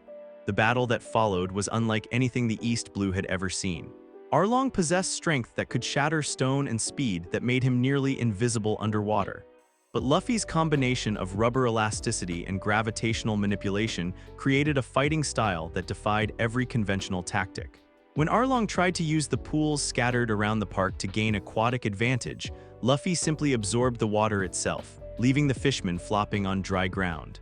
When Arlong's regenerating teeth proved too dangerous for close combat, Luffy used controlled gravity fields to keep him at a distance while stretching his attacks from impossible angles. But the turning point came when Arlong, desperate and furious, made the mistake of threatening Nami directly. "If I can't defeat you, then I'll simply kill your precious navigator," he roared, lunging toward where Nami stood frozen with terror. That's when everyone present learned exactly what Monkey D. Luffy was capable of when someone threatened his friends. Darkness exploded outward from his body like a physical force, creating gravitational distortions so intense that they began affecting the very structure of Arlong Park. The carefully constructed pools cracked and drained, decorative stonework crumbled under impossible stresses, and the air itself seemed to thicken into something approaching liquid. But most terrifyingly, Luffy himself seemed to change. His rubber body stretched and twisted in ways that should have been impossible, taking on aspects of the cosmic void he could access through his darkness power. For a moment, he looked less like a human being and more like a living black hole wearing a straw hat. "No one," he said, and his voice carried the weight of stellar collapse, "hurts my friends." When the darkness receded, Arlong was embedded in what remained of his fortress wall, unconscious and defeated. The other fishmen had fled, recognizing a power that transcended anything they understood about the hierarchy of strength. "Luffy," Nami whispered, approaching him cautiously. Are you okay?" He turned to her with his usual bright grin, though his shadow was still darker than it should have been in broad daylight. "I'm fine, are you hurt?" "No, I'm free." The words came out like a sob. "After 8 years, I'm finally free." What followed was a celebration that lasted 3 days. The people of Kokasi village, liberated from years of oppression, welcomed the Straw Hat crew as heroes. But more than that, they welcomed them as friends. During the festivities, Luffy had a quiet conversation with Dr. Nako, the village physician who had treated his mother and countless other victims of Arlong's cruelty. "The way you fought," she said thoughtfully, "it wasn't just about power, was it? There was something else driving you." "The darkness wants to consume everything," Luffy admitted. "But when I'm protecting people I care about, it feels different. Like it's protecting them too. Like both parts of me want the same thing. And what's that? To make sure my friends can smile without being afraid." On their final night in Kokasi village, Nami officially joined the crew with a ceremony that involved sharing a meal cooked by Sanji, sake provided by the grateful villagers, and promises that would bind them together through whatever adventures lay ahead. "I still can't believe you defeated Arlong so easily," she said as they sat around their campfire on the beach. "It wasn't easy," Luffy corrected. "The darkness, when I thought he was going to hurt you, it almost took over completely. For a moment there, I wanted to absorb him entirely, make him part of the void forever." "But you didn't," Zoro pointed out. "No, I didn't, because that's not who I want to be. The darkness is part of me, but it doesn't get to make my choices." As they prepared to set sail the next morning, the entire village gathered to see them off. There were tears and laughter, promises to return and stories to be shared. But as their ship disappeared over the horizon, carrying them toward their next adventure, none of them noticed the submarine that had been observing the battle from underwater. On board, a figure in a white coat was making detailed notes about everything he'd witnessed.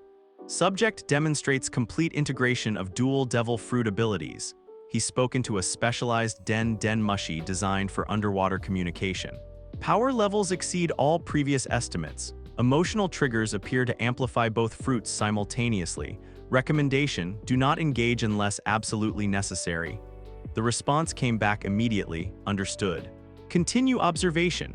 World government scientists are very interested in this anomaly.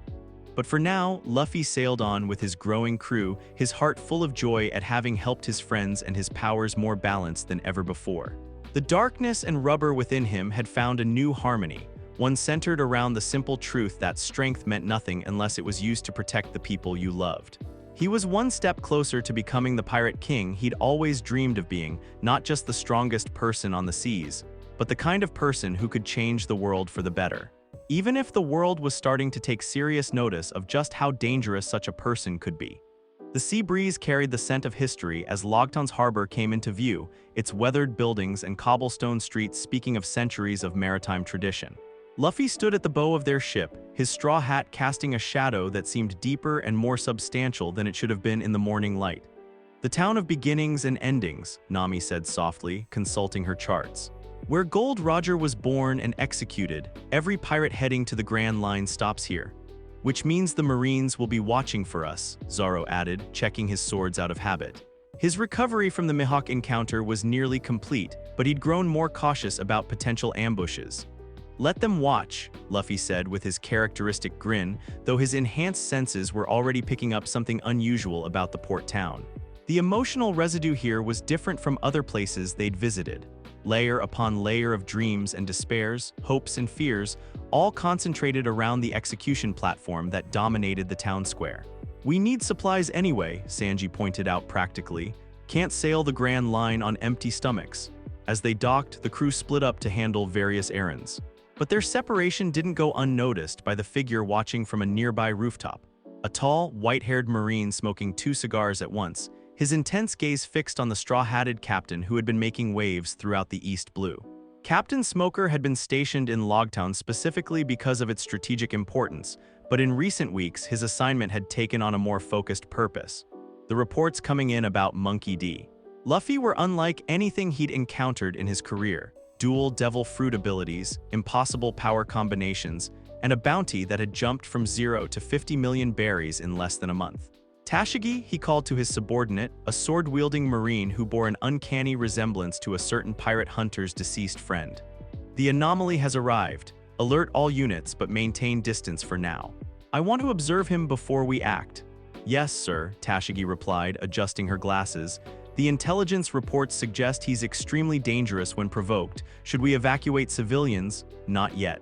From what I've read, he doesn't harm innocents. But stay ready, this could get complicated quickly." Meanwhile, Luffy wandered through Logtown's market district with the enthusiasm of someone discovering a new world. The town was a fascinating blend of the historical and the contemporary, with vendors selling everything from ancient nautical instruments to the latest in marine-issue weaponry. But it was the execution platform that drew him like a magnet. Standing in the town square, staring up at the wooden structure where the Pirate King had met his end, Luffy felt both of his devil fruits responding to the weight of history surrounding the place. The rubber fruit's usual optimism was tempered by something more complex, while the darkness fruit seemed almost reverent. "So this is where it all began," he murmured, his shadow stretching toward the platform as if trying to touch something beyond physical reach. "Where Roger started the Great Pirate Age." "Indeed it is," a new voice said from behind him. Luffy turned to find an imposing figure in a marine coat, smoke billowing from the twin cigars in his mouth. The man's presence was immediately recognizable as something formidable, not just physical strength, but the kind of absolute determination that came from unwavering conviction. Captain Smoker, Luffy identified, his enhanced senses reading the Marine's emotional state. "You're here for me." "Smart boy," Smoker acknowledged, though the reports didn't mention how unusual your presence feels. "There's something about you that doesn't fit normal parameters." "I get that a lot," Luffy replied cheerfully, "but I'm not looking for trouble, just wanted to see where the Pirate King died." "The Pirate King was a criminal who caused more chaos and death than anyone in recorded history," Smoker said firmly. "And you're following in his footsteps."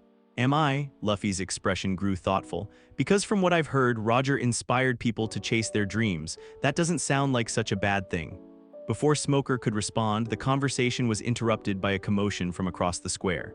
A group of Marines had cornered what appeared to be a young woman, but as Luffy's enhanced perception focused on the scene, he realized there was more to the situation than it appeared. "Hand over the sword, girl," one of the Marines was demanding. "Civilian possession of military-grade weapons is illegal." "This sword belonged to my father," the woman Tashigi protested, though something about her voice seemed off to Luffy's ears. "It's not military issue.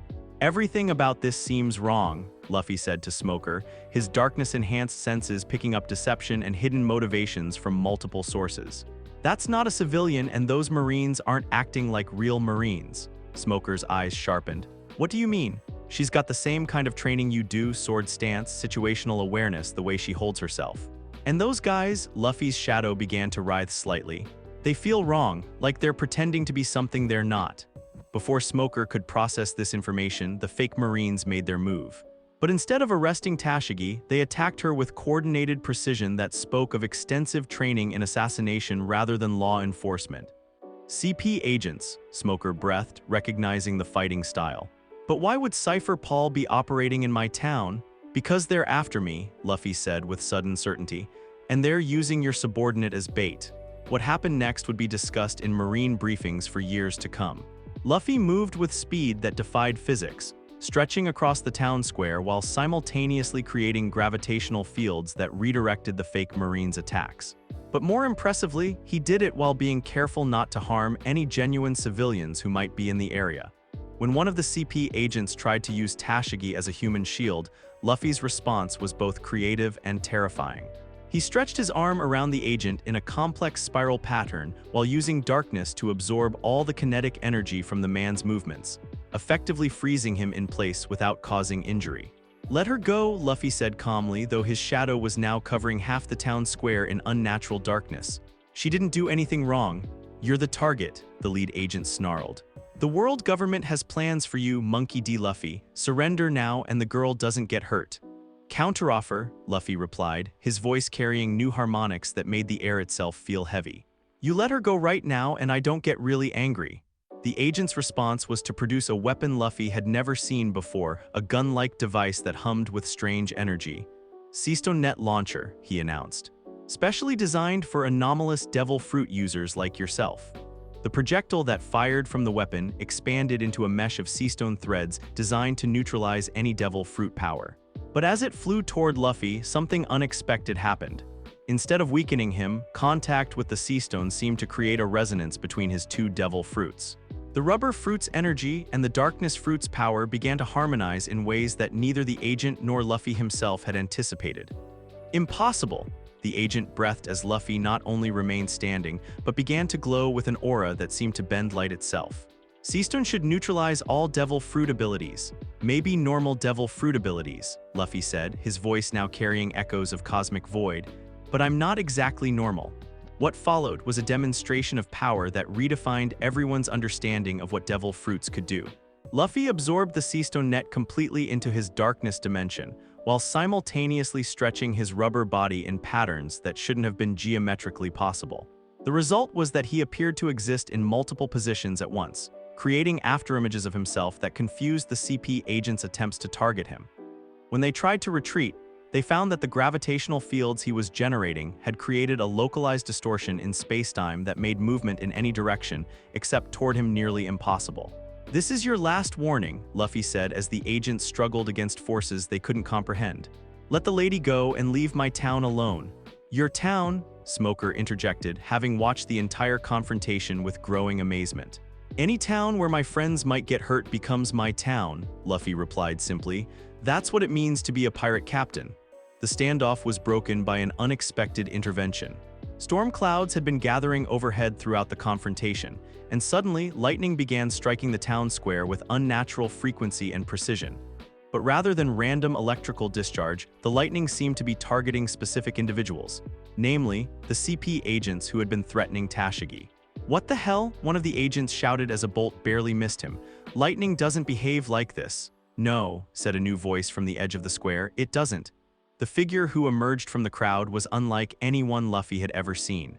Tall and imposing, with a face marked by distinctive tattoos and clothing that seemed to blend revolutionary ideology with paternal authority. But most significantly, the air around him seemed to carry the promise of storms. Dragon, Smoker breathed, his cigars nearly falling from his mouth. Monkey D. Dragon, the Revolutionary Army's leader. Father, Luffy said in surprise, his enhanced senses confirming the familial connection he'd sensed but never fully understood.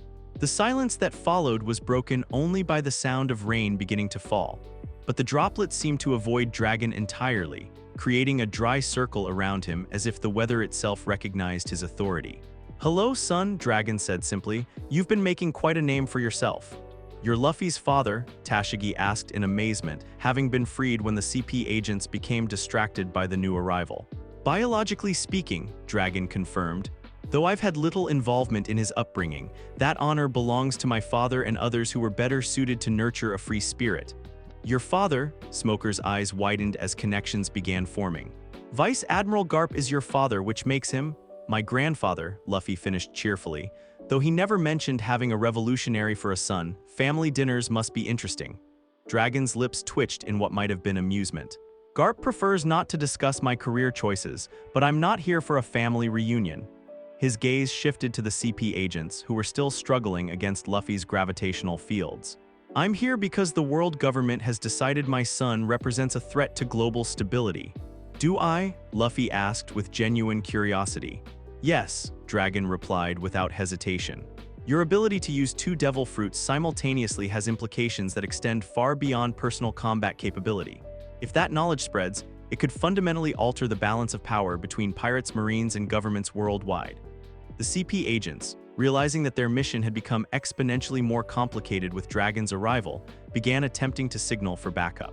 But the storm clouds overhead seemed to interfere with their communications equipment, creating static that made coordination impossible. We need to retreat, the lead agent decided. This situation is beyond our current parameters. Good choice, Dragon said mildly, and the wind began to pick up, creating a localized cyclone that would facilitate their departure while making it impossible for them to target anyone during their retreat. As the agents disappeared into the storm, Dragon turned his attention to Smoker. Captain, I trust you understand the delicate nature of this situation. A revolutionary leader, a dual devil fruit user, and a squad of government assassins all in my town, Smoker replied dryly. Delicate doesn't begin to cover it. Indeed, but I believe we all have a common interest in seeing this resolved peacefully. Which is preventing a war that none of us are ready for, Dragon said seriously.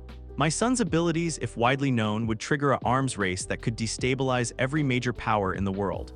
Pirates would hunt him to steal his secrets, Marines would attempt to weaponize him, and governments would either try to control or eliminate him. Luffy listened to this exchange with growing understanding. So you want me to hide what I can do? I want you to be careful about when and how you reveal your full capabilities, Dragon corrected. There's a difference between discretion and deception. But more than that, his expression softened slightly. I want you to survive long enough to achieve whatever dream is driving you forward. Becoming the Pirate King, Luffy said immediately. And protecting my friends along the way. Noble goals, Dragon acknowledged. But the path to both will be more dangerous than you can imagine, especially given your unique nature. As if summoned by the mention of danger, another complication arrived in the form of Buggy the Clown, reassembled from his scattered pieces and leading what appeared to be an alliance of East Blue pirates that included Iron Mace Alvida and several other familiar faces. Well, well, Buggy declared dramatically. If it isn't the rubber brat who embarrassed me in Orange Town, I've been looking forward to this reunion. Buggy, Luffy waved cheerfully, apparently delighted to see the clown pirate again. You got all your pieces back together, that's great. It's not great, Buggy roared. It took me weeks to collect all my body parts from different islands. Do you know how embarrassing it is to have your left foot wash up on someone's beach 3 days before your torso arrives? The absurdity of the situation, a revolutionary leader, a marine captain, a dual devil fruit user, and a clown pirate having a conversation in the middle of a storm, was not lost on anyone present. This day keeps getting weirder, Tashigi muttered. Welcome to life around Monkey D. Luffy, Smoker replied resignedly. Nothing follows normal patterns when he's involved. The confrontation that followed was unlike any battle Logtown had ever seen. Buggy's alliance attacked with coordinated fury, but they quickly discovered that Luffy's powers had grown significantly since their last encounter. More importantly, they learned that fighting him in front of his father was a very different proposition than facing him alone. Dragon didn't directly intervene, but the storm around them began to respond to his presence in ways that supported Luffy's efforts. When pirates tried to escape via the harbor, sudden whirlpools would force them back toward shore. When they attempted aerial attacks, downdrafts would redirect them into Luffy's waiting fists. But the most impressive moment came when Buggy himself, desperate and furious, launched his ultimate attack, a special buggy ball designed to level the entire town square. Luffy's response was to stretch himself into a complex geometric pattern, while simultaneously creating the largest gravitational field he'd ever attempted. The result was that the explosive force was not only absorbed, but redistributed in a controlled manner that actually repaired some of the storm damage to nearby buildings. How? Buggy demanded as his final gambit backfired completely. How are you so strong? I'm not just strong, Luffy replied thoughtfully. I'm determined. And when you're protecting people you care about, determination matters more than raw power. As the battle concluded and the various pirates were either defeated or fled, Dragon prepared to take his leave. "Son," he said, approaching Luffy one final time. "A word of advice. Sure, the Grand Line will test every aspect of who you are, your strength, your resolve, your ability to inspire others. But most importantly, it will test whether you can remain true to yourself while wielding power that could reshape the world." Dragon's gaze grew serious. "Don't let the darkness inside you consume the light that makes you who you are." "I won't," Luffy promised. "The darkness is part of me, but it doesn't get to make my choices. That's what friends are for, to remind you who you really are when things get complicated." Dragon nodded approvingly. "Then you understand more than I hoped.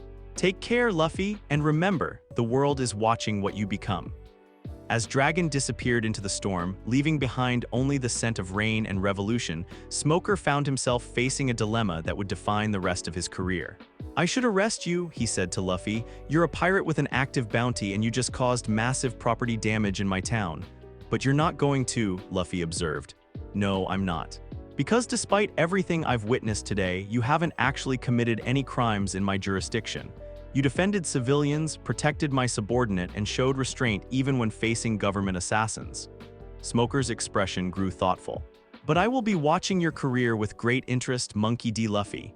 "That's okay," Luffy replied cheerfully.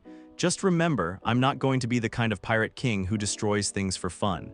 I want to be the kind who makes the world a better place." As the Straw Hat crew prepared to leave Logtown and enter the Grand Line, none of them noticed the small group of observers who had been documenting everything from hidden positions throughout the town. In a secure facility hundreds of miles away, scientists and intelligence analysts pored over footage of Luffy's confrontation with the CP agents, paying particular attention to his interaction with Seastone and the apparent resonance effect it had created between his two devil fruits. "This changes everything," one of the scientists declared, "if he can not only resist Seastone but actually use it to enhance his abilities. Then traditional methods of devil fruit user containment become useless," another completed. "We need to completely revise our understanding of how these powers work." "What are your recommendations?" asked the facility's director. "Immediate escalation to the 5 elders," came the reply. "This level of anomaly requires decisions far above our clearance level." But for now, Luffy sailed on toward the Grand Line with his crew, his heart full of excitement for the adventures ahead and his powers more integrated than ever before. The encounter with his father had given him new perspective on his role in the world, while his confrontation with the CP agents had proven that his abilities were still evolving in unexpected ways.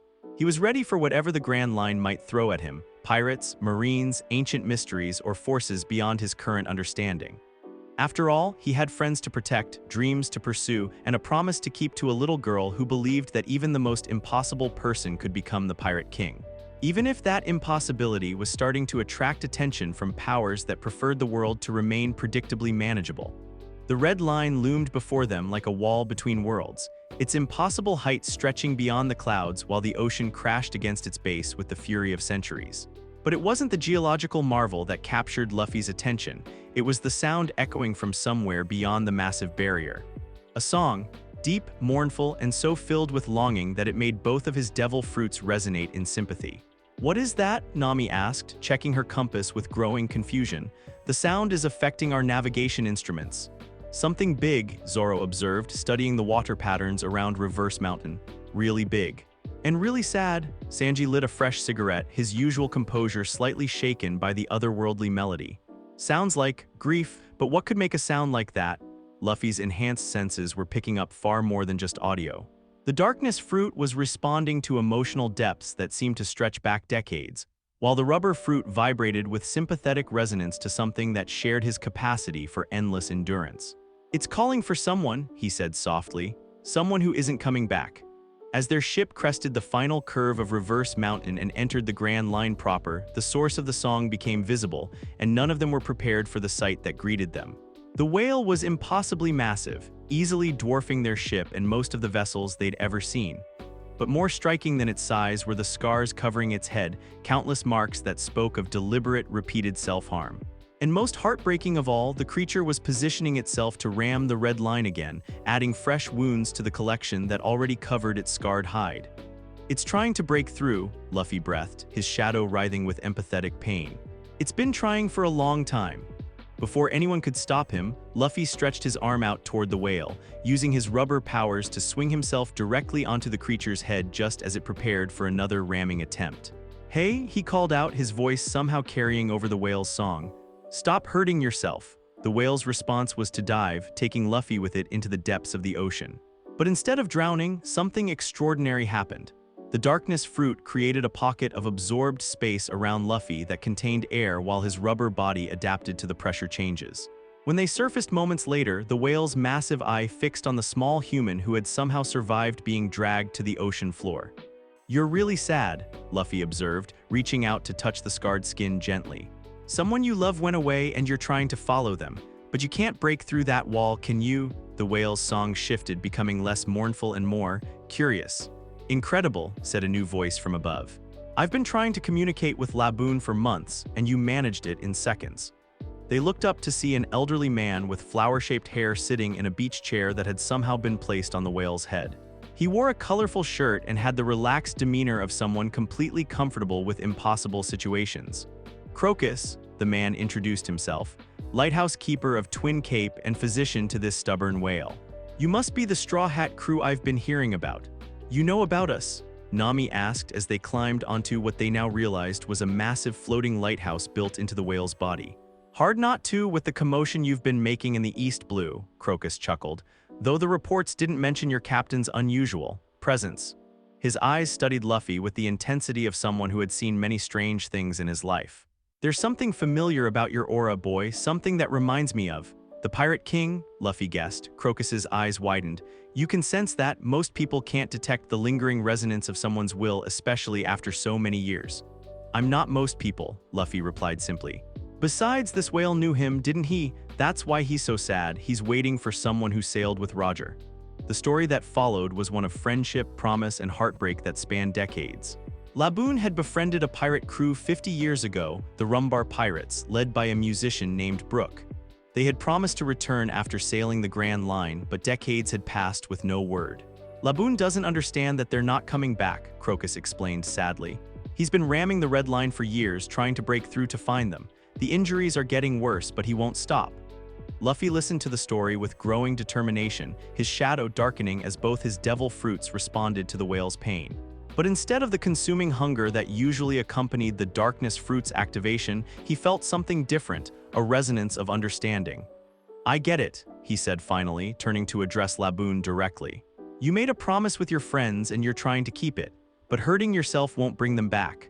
Laboon's response was a song so filled with anguish that it made the air itself seem to vibrate with sorrow. "But what if I made you a different promise?" Luffy continued. "What if I promised that when I become the Pirate King and sail all the way around the world, I'll come back and tell you everything I learned about your friends?" The whale's song stopped abruptly. For a moment, the only sound was the gentle lapping of waves against his massive form. "It's a big promise," Luffy admitted, "and it might take a long time, but I don't make promises I can't keep. And in the meantime, you need to stop hurting yourself. Your friends wouldn't want you to be in pain." What happened next would be remembered by Crocus for the rest of his life. Laboon began to sing again, but this time the melody was different, hopeful rather than mournful, filled with acceptance rather than desperate longing. "He understands," the lighthouse keeper breathed. "After 50 years, he finally understands that there are different ways to honor a promise." "Of course he does," Luffy said, patting the whale's scarred head gently. "He's got a big heart. Big enough to wait for the right kind of promise." As they prepared to leave Twin Cape, Crocus pulled Luffy aside for a private conversation. "That aura I mentioned, it's not just similar to Roger's. There's something else mixed in, something I've only encountered once before." "What do you mean?" "Darkness," Crocus said seriously. "Not evil exactly, but vast, ancient. I felt something like it once when Roger and his crew encountered something in the deep ocean. Something that should have destroyed them, but instead seemed to recognize Roger as compatible." Luffy's shadow flickered at the mention and Crocus's eyes sharpened. "Two devil fruits," the old doctor murmured. "I thought the reports were exaggerated, but you really do have two completely different powers." "How is that possible?" "I don't know," Luffy admitted, "but they seem to like working together, especially when I'm helping people.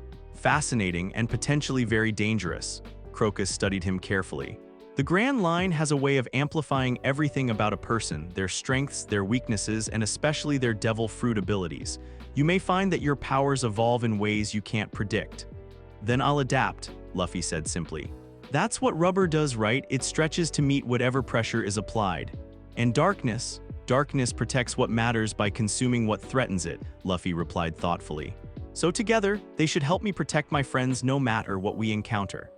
As they sailed away from Twin Cape, their next destination already chosen by a compass that pointed to adventure rather than magnetic north, none of them noticed the small ship that had been observing their encounter with Laboon from a safe distance. On board, a woman with dark hair and a mysterious smile was making notes in a journal written in a language that hadn't been commonly spoken for over 800 years. Fascinating, Nico Robin murmured to herself. A dual devil fruit user who communicates with sea kings through emotional resonance.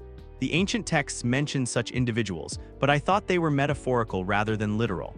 Her mission had been simple: observe and report on the anomalous pirate who was disrupting established power structures throughout the East Blue. But what she was witnessing suggested implications far beyond anything Baroque works had anticipated. If he truly possesses both the Gomu-Gomu no Mi and the Yami-Yami no Mi, she continued her notes, then he may be connected to the lost century in ways that even the world government doesn't understand. The darkness fruit's true nature has been hidden for good reason. As if sensing her scrutiny, Luffy suddenly turned to look directly at her hiding spot, his enhanced perception picking up on her observation despite the distance. For a moment, their eyes met across the water, and Robin felt something that made her devil fruit powers recoil instinctively. Recognition, not of her specifically, but of something she represented: ancient knowledge, dangerous secrets, the kind of truth that powerful people killed to keep hidden.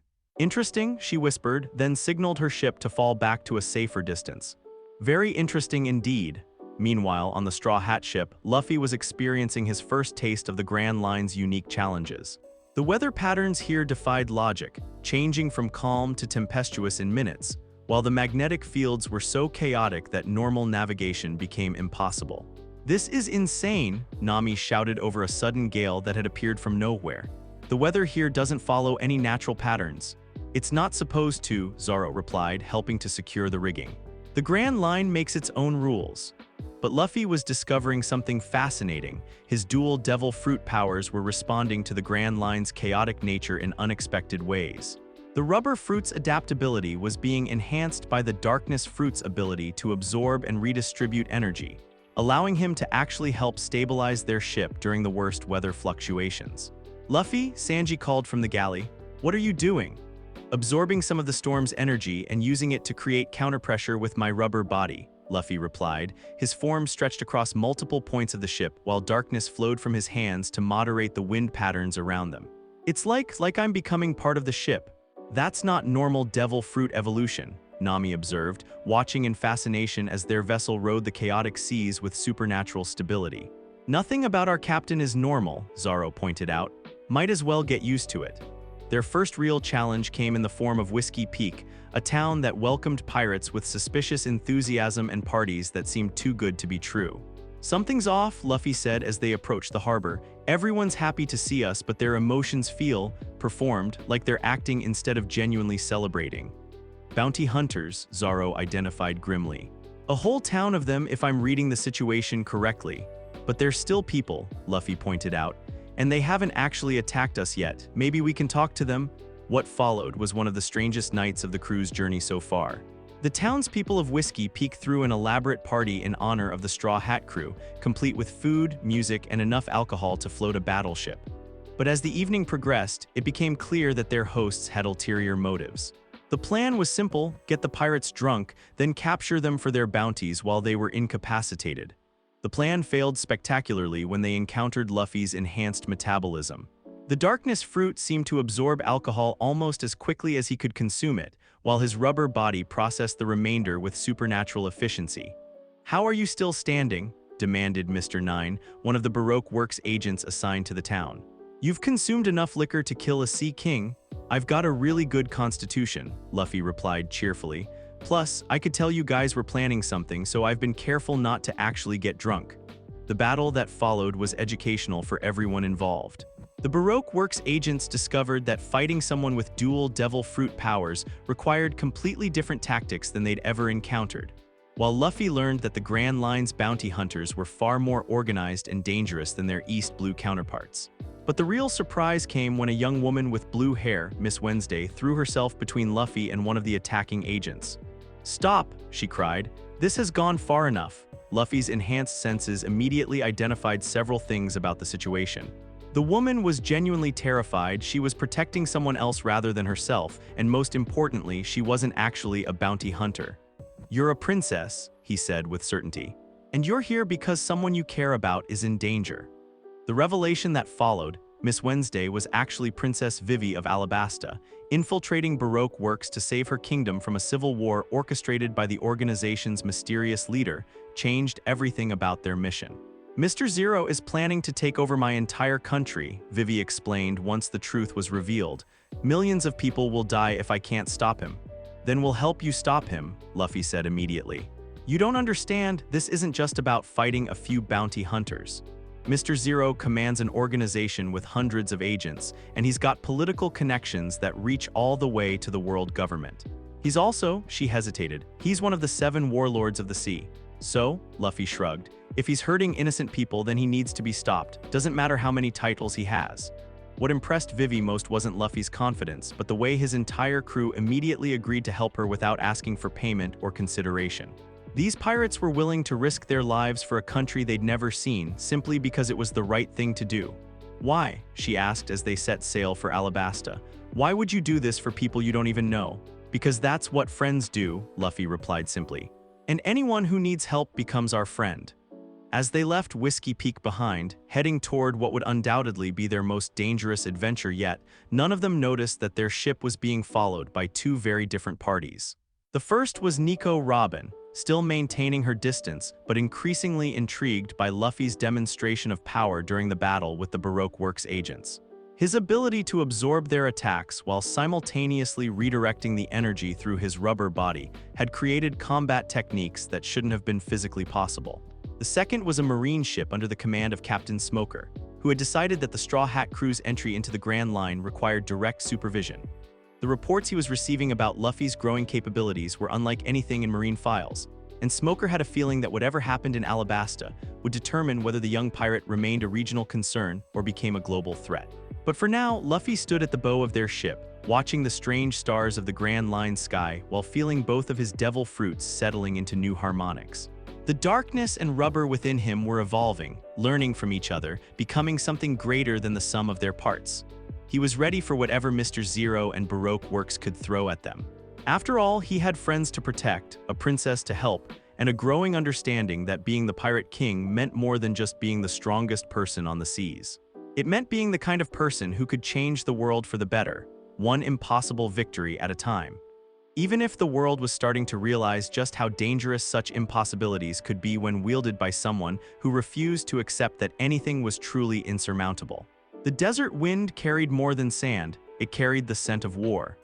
Luffy stood at the bow of their ship as they approached Alabasta's coastline, his enhanced senses picking up the emotional turbulence that hung over the kingdom like a suffocating blanket. Fear, anger, desperation, and underneath it all, a sorrow so deep it made his darkness fruit resonate with sympathetic hunger. "It's worse than I thought," Vivi whispered beside him, tears streaming down her face as they witnessed smoke rising from what should have been peaceful cities. "The civil war has already begun." "How many people?" Luffy asked quietly. "Millions," she replied. "My father's loyal forces against the rebels who think he's betrayed them. All because of Crocodile's manipulation." The name sent a chill through the crew. Sir Crocodile, one of the 7 warlords of the sea, the man behind Baroque Works' conspiracy, and according to the intelligence they'd gathered, a Logia devil fruit user with power over sand itself. "Desert battles will favor him," Zoro observed grimly. "Sand everywhere, no water, and he can become the battlefield itself." "Then we'll have to be creative," Luffy said, his shadow writhing with anticipation. "Besides, I've been thinking about something Crocus said about my powers evolving in the Grand Line." As if summoned by his words, the sea around their ship began to behave strangely. Instead of normal waves, the water started forming spirals and geometric patterns that seemed to respond to Luffy's emotional state. "That's new," Sanji commented, lighting a fresh cigarette while watching the phenomenon with professional interest. "Your powers affecting the environment." The darkness fruit absorbs energy, Luffy mused, stretching his arm experimentally and watching the water patterns shift in response. But maybe it's not just absorbing anymore, maybe it's connecting. Before anyone could explore this development further, their approach to Alabasta was interrupted by the appearance of several marine ships on the horizon, not pursuing them, but heading for the same destination. That's Captain Smoker's ship, Nami identified through her spyglass. What's he doing here? Same thing we are, probably, Luffy said with certainty his enhanced senses provided. He knows something big is happening and he wants to stop innocent people from getting hurt. Since when do you read marine intentions so easily? Vivi asked. Since I started paying attention to what people really want instead of just what they say, Luffy replied. Smoker's angry about injustice, not about pirates existing. There's a difference. The landing at Nanohana was complicated by the fact that the port city was already caught up in the chaos of civil war. Rebel forces controlled the docks while royal troops held the inland routes, creating a three-way standoff when the Straw Hats arrived. Princess Vivi, the cry came from both sides as her identity was revealed, but the reactions were opposite. Joy from the royal forces, suspicion and anger from the rebels. She's working with pirates, one of the rebel leaders accused. More proof that the royal family has abandoned Alabasta. That's not true, Vivi protested, but the crowd's mood was turning ugly fast. That's when Luffy demonstrated something new he'd been developing during their journey. The ability to use his voice in combination with both devil fruits to project calm rather than intimidation. Everyone stop shouting for a minute, he said, and somehow his words carried across the entire port with perfect clarity while creating a gravitational resonance that made further yelling physically difficult. Nobody's going to solve anything by fighting each other. The silence that followed was filled with confused murmurs as people tried to process what had just happened. Princess Vivi is trying to save your country, Luffy continued, his shadow expanding to provide shade for the crowd while his voice maintained its supernatural carrying power. She's been risking her life for months to uncover the truth about who's really causing this war. Maybe you should listen to her before deciding she's your enemy. And who are you? Demanded Koza, the rebel leader who had stepped forward with a mixture of curiosity and suspicion. Monkey D. Luffy, I'm going to be the Pirate King, Luffy replied with his characteristic grin. But right now, I'm a friend trying to help stop a war that's being fought for the wrong reasons.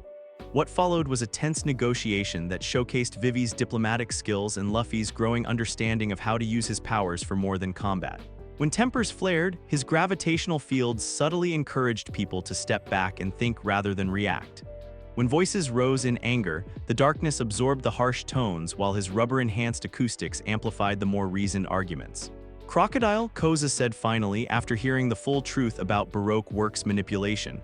That bastard has been playing us against each other. Not just playing, Vivi corrected grimly. He's been systematically destroying our country's infrastructure while making both sides blame each other. The drought, the failed shipments, the communication breakdowns, all of it orchestrated to create maximum chaos. So where is he now? Luffy asked, though his enhanced senses were already providing hints. Something vast and malevolent was stirring in the desert's heart, accompanied by power signatures that made both his devil fruits restless. Alubarna, Vivi replied, the capital. He'll want to be there when the final battle destroys everything, so he can step in as the hero who saves what's left. The journey across Alabasta's desert proved to be unlike anything the Straw Hats had experienced. The landscape itself seemed hostile, with sandstorms appearing from nowhere and temperatures that would have been lethal to normal humans. But Luffy discovered that his dual nature gave him unique advantages in this environment. The darkness fruit could absorb the heat while his rubber body adapted to the extreme conditions. More importantly, he found he could use controlled gravitational fields to create pockets of cooler, more breathable air for his crew. This is impossible, Nami gasped as they walked through what should have been killing heat while remaining comfortable. You're literally changing the physics around us. Just sharing the load, Luffy replied, though he was clearly concentrating hard to maintain the protective effects. The desert's trying to hurt my friends, I don't like that. Their progress was interrupted by their first encounter with Crocodile himself. The warlord appeared as if he'd materialized from the sand itself, which, given his devil fruit powers, he essentially had. Tall, imposing, with a scar across his face and a golden hook for a left hand, he radiated the kind of absolute confidence that came from years of unchallenged victory. So you're the anomaly, he said, studying Luffy with calculating eyes. 2 devil fruits if the reports are accurate, how fascinating. "You must be Crocodile," Luffy replied, his shadow immediately darkening in response to the threat. "The guy who's been making Vivi cry." "Making her cry?" Crocodile laughed, a sound like grinding sand. "Boy, I've been educating her about the nature of power. This country was weak, divided, ripe for conquest. I simply accelerated the inevitable." "Nothing's inevitable," Luffy said firmly. "People always have choices." "Do they? Let me show you the choice I'm offering Alabasta." What followed was a demonstration of power that redefined everyone's understanding of what Logia Devil Fruits could accomplish. Crocodile didn't just control sand, he became the desert itself, creating massive formations that rose and fell at his will while launching attacks that could drain the moisture from anything they touched. But Luffy's response was equally unprecedented. Instead of trying to fight the sand directly, he began absorbing it into his darkness dimension while using his rubber body to redirect and distribute the kinetic energy of Crocodile's attacks. "Impossible," Crocodile snarled as his sand-based assault simply vanished into gravitational voids. "You can't absorb a Logia user's element." "Watch me," Luffy replied, then demonstrated by creating a massive gravitational field that pulled in not just Crocodile's sand attacks but the very desert around them. For a moment, a sphere of perfect darkness hung in the air, containing what looked like an entire dune's worth of material. Then Luffy released it, not as an attack, but as a controlled redistribution that actually improved the local landscape by creating an oasis where there had been barren sand. "You're not just fighting me," Crocodile realized with growing alarm. "You're fighting the concept of desertification itself." "I'm protecting what matters," Luffy corrected. "This country, these people, my friends. You're just in the way." The battle that followed would be remembered as the day the desert learned to fear the darkness. Crocodile threw everything he had at Luffy: massive sand spouts, dehydrating attacks that could kill with a touch, even the ability to create quicksand that should have been impossible to escape.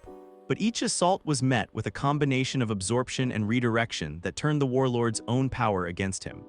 When Crocodile tried to drain moisture from Luffy's body, the darkness fruit absorbed the dehydration effect, while the rubber body's enhanced circulation compensated for any temporary effects.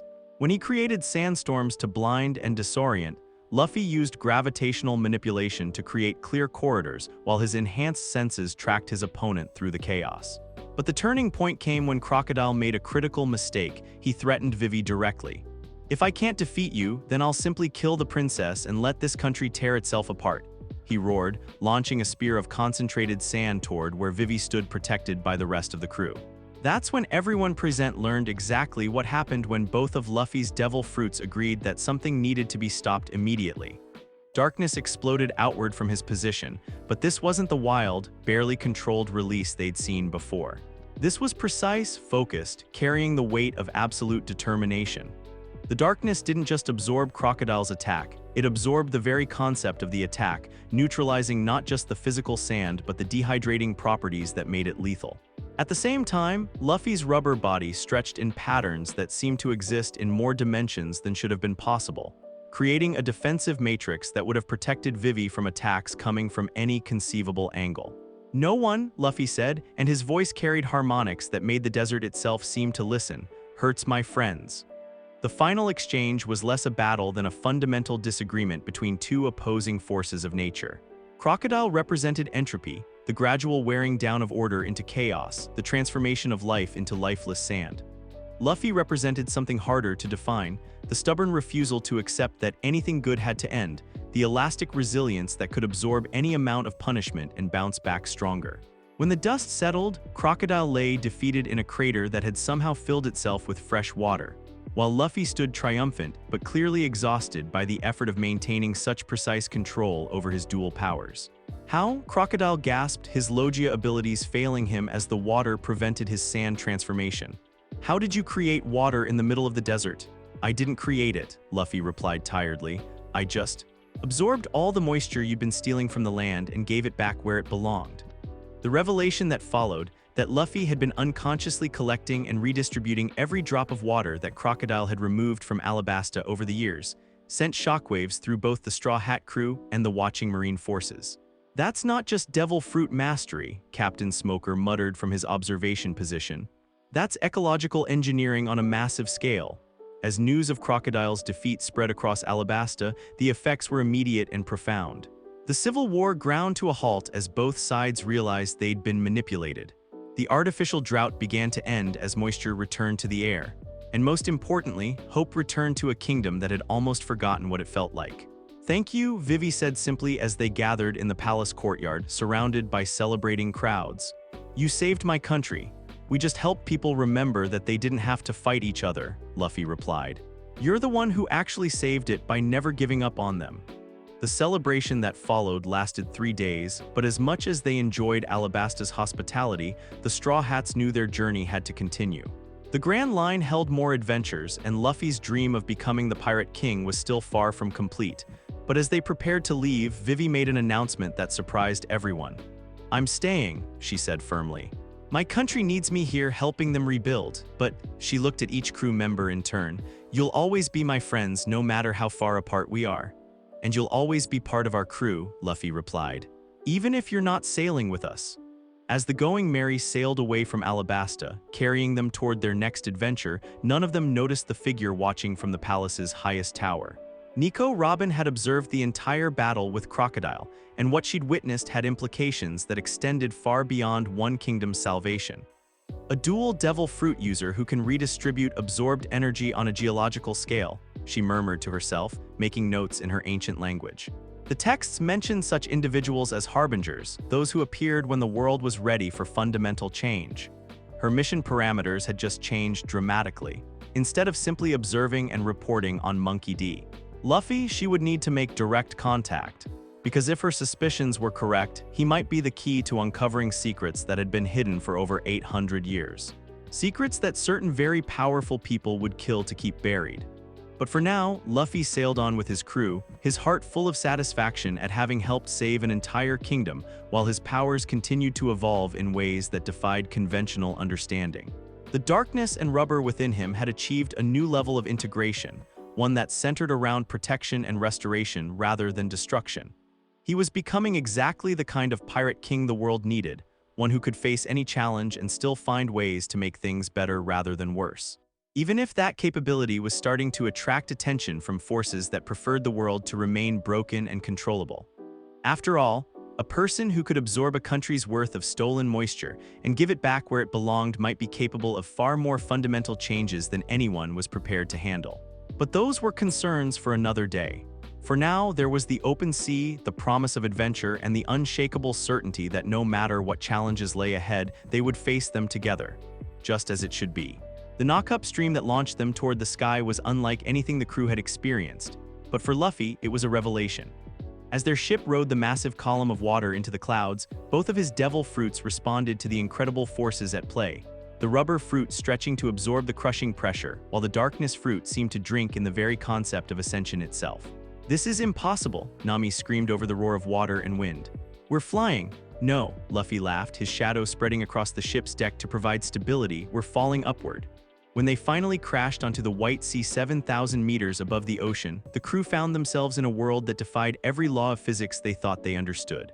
Islands floated on clouds, people had wings growing from their backs, and the very air seemed charged with possibilities that made Luffy's dual nature sing with resonance. "Angel Beach," their guide Konais explained as she led them through the ethereal landscape on a waver that skimmed across cloud roads. Though we're not really angels, just sky islanders who have learned to live among the clouds. But Luffy's enhanced senses were picking up something else beneath the peaceful surface of this skybound paradise. Fear, ancient, bone-deep terror that seemed to emanate from every person they encountered. "Someone's really scared," he observed, his darkness-enhanced perception reading the emotional undercurrents of their surroundings. "Not of us, of something else. Something that's been hurting people for a long time." "You shouldn't talk about such things," Konais said quickly, glancing nervously at the sky as if expecting divine retribution. "God might hear you." "God," Sanji raised an eyebrow. "As in an actual deity?" "Enel," Konais whispered, the name causing visible tremors throughout her body. "He rules Skypia from the upper yard and he knows everything that happens in his domain. They say he can strike down anyone who displeases him with lightning from the heavens." Luffy's expression grew serious. Another bully pretending to be something special. Before Konais could respond, the conversation was interrupted by a sound that made everyone on Angel Beach freeze in terror, the low, rhythmic beating of drums that seemed to come from the sky itself. "He knows," Konais breathed. "God knows you're here." What followed was a demonstration of power that redefined everyone's understanding of what devil fruit abilities could accomplish. Lightning began falling from the clear sky with surgical precision, each bolt targeting specific individuals who had apparently displeased this self-proclaimed god. But when one of the massive electrical discharges came for Luffy himself, something unprecedented happened. Instead of dodging or blocking, Luffy raised his hands and allowed the lightning to strike him directly. The darkness fruit absorbed the electrical energy completely while his rubber body's natural immunity to electricity prevented any damage. The silence that followed was absolute. "That's not possible," Konai stammered. "No one survives God's judgment." "Good thing I'm not just anyone," Luffy replied, though his shadow was now crackling with absorbed electrical energy that created an aura of barely contained power around him. "Besides, real gods don't need to hurt innocent people to prove they're strong." The journey to Skypia proper was an education in Sky Island culture, ancient conflicts, and the kind of religious tyranny that Luffy's dual nature found particularly offensive. The story that emerged of a golden city lost in the clouds, a 400-year war between Sky Islanders and Shandians, and a false god who had seized control through fear and superior firepower, made both his devil fruits restless with the desire for justice. "Cricket was right," he said as they learned about the connection between Sky Island and Jaya. "The gold city didn't sink, it got knocked into the sky, and now these Enel guy is using it as his personal kingdom." "You can't fight God," Ganfall, the former Sky Island ruler, protested when he learned of their intentions.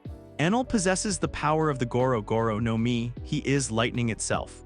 "Then it's a good thing I've got experience dealing with elemental powers," Luffy replied, his shadow writhing with barely contained electrical energy he'd absorbed earlier.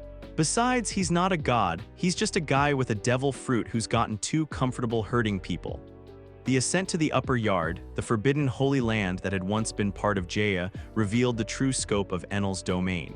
Ancient ruins that spoke of a civilization that had valued gold not for its worth, but for its beauty, massive trees that had somehow survived being launched into the sky. And everywhere, the lingering presence of power that made the very air feel charged with potential.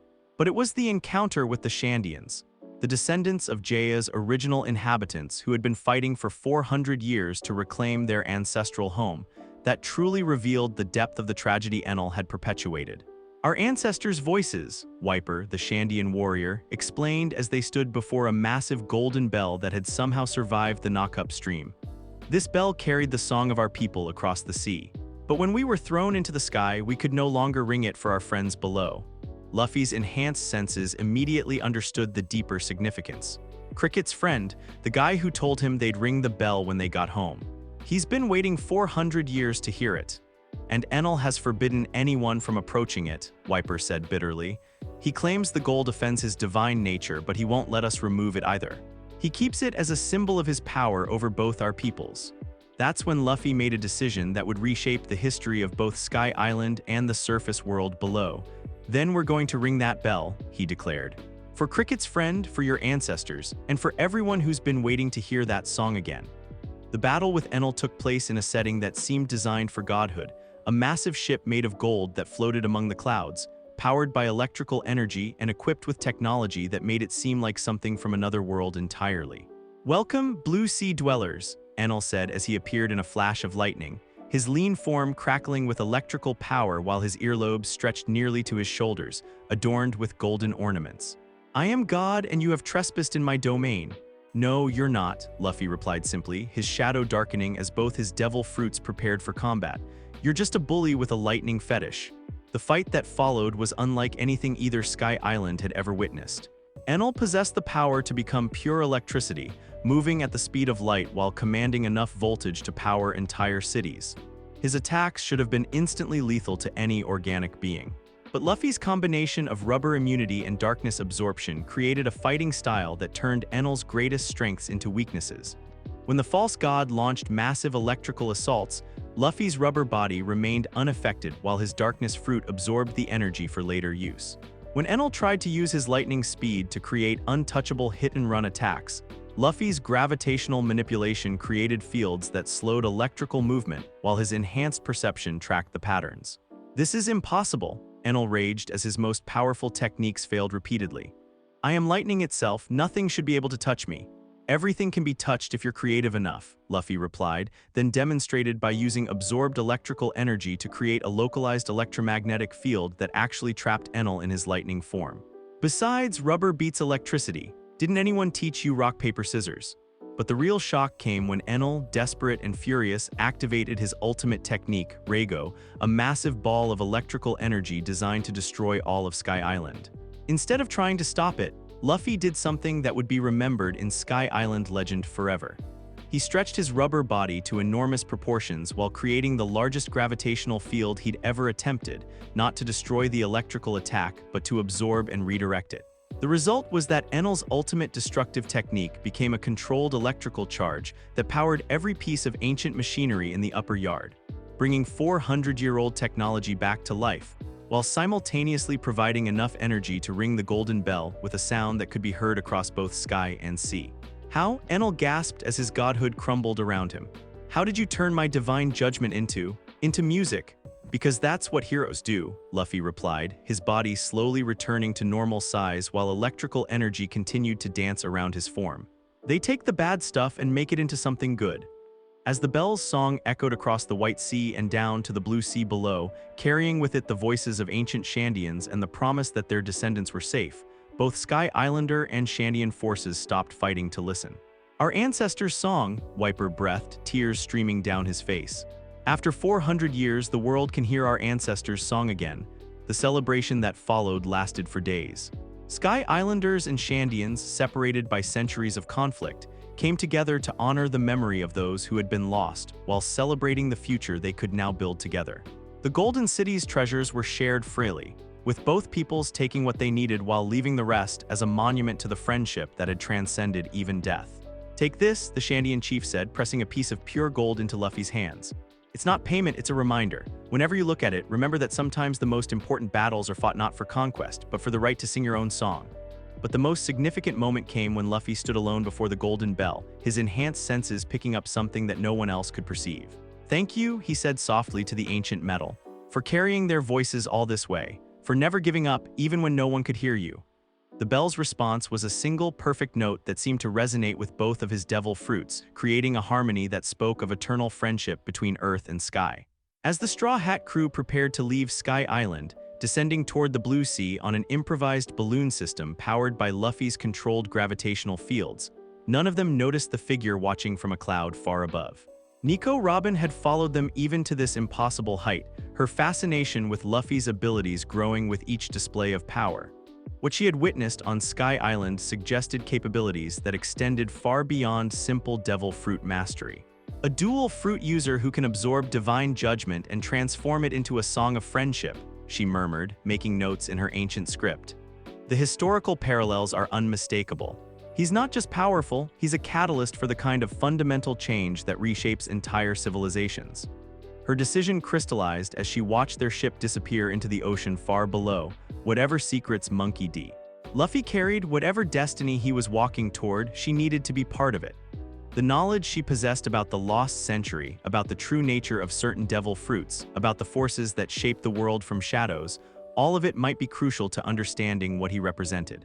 Time to make contact, she decided, then began her own descent toward the Blue Sea. Meanwhile, on the ocean's surface, Luffy stood at the bow of their ship with a piece of Sky Island gold in his hand and a song still echoing in his heart. The adventure in the clouds had taught him something important about his dual nature, that the darkness and rubber within him weren't just tools for fighting, but instruments for harmony. He could absorb the worst things people threw at him and transform them into something beautiful. Lightning into music, conflict into cooperation, fear into hope.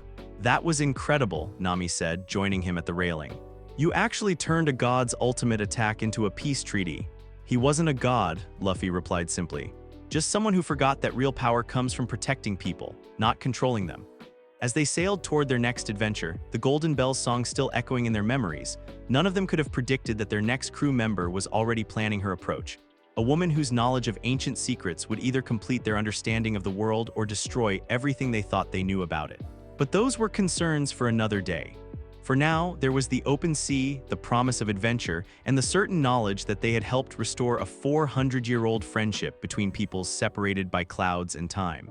Just as it should be. After all, if you could turn a false god's lightning into a song of peace, what couldn't you accomplish with enough creativity and the right friends by your side? The answer, Luffy was beginning to suspect, was absolutely nothing. And somewhere in the depths of the ocean, ancient forces that had slumbered for centuries began to stir, sensing that the time of great change was finally approaching. The sea train's whistle echoed across the harbor as Water 7 came into view, its impossible architecture of waterways and towering buildings creating a maze of canals that seemed to defy gravity itself.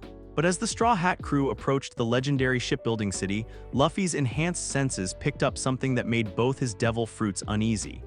"Something's wrong with our ship," he said quietly, his shadow reaching toward the Going Merry as if trying to diagnose her condition through darkness alone. Usopp's face went pale. "What do you mean wrong?" Before Luffy could answer, their ship gave a groaning protest that sounded almost like a cry of pain.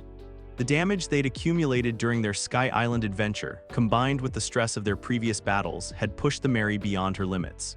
"We need a shipwright," Nami said urgently, "and Water 7 has the best in the world." As they docked at one of the city's many piers, they were greeted by a blue-haired woman with an umbrella and a professional smile that didn't quite reach her eyes. "Welcome to Water 7, she said warmly. "I'm Khalifa, secretary to Iceberg, the city's mayor and head of Galley-Law Company. We've been expecting you." "Expecting us?" Zoro's hand moved instinctively toward his swords. "Your reputation precedes you, Straw Hat Pirates, a crew capable of defeating one of the 7 warlords and bringing peace to Sky Island. Such achievements don't go unnoticed." Khalifa's smile remained perfect, but Luffy's enhanced perception caught something else: calculation, hidden agendas, and emotions carefully locked away. "You feel like you're pretending to be someone else," Luffy observed with his characteristic directness. Khalifa's composure flickered for just a moment. "I'm afraid I don't know what you mean." "Sure you do. Everyone here feels like they're acting, like this whole city is putting on a show." Luffy's shadow began to writhe slightly as his darkness-enhanced senses picked up layers of deception woven throughout the harbor. "But that's okay, sometimes people have to pretend until they figure out who they really want to be." The tour of Water 7 that followed was educational in more ways than one. The city was indeed a marvel of engineering, with waterways that served as streets and buildings that rose impossibly high above the canals. But more importantly for the crew, it was home to some of the most skilled shipwrights in the world. Iceberg, their guide, introduced them to a tall man with distinctive square-shaped hair and a pet mouse on his shoulder. Mayor of Water 7 and the world's finest shipbuilder. But when Iceberg examined the Going Merry, his expression grew grave. "I'm sorry," he said finally, "but this ship has reached the end of her journey. The damage to her keel is irreparable. She's held together by nothing but willpower and luck at this point." The silence that followed was deafening.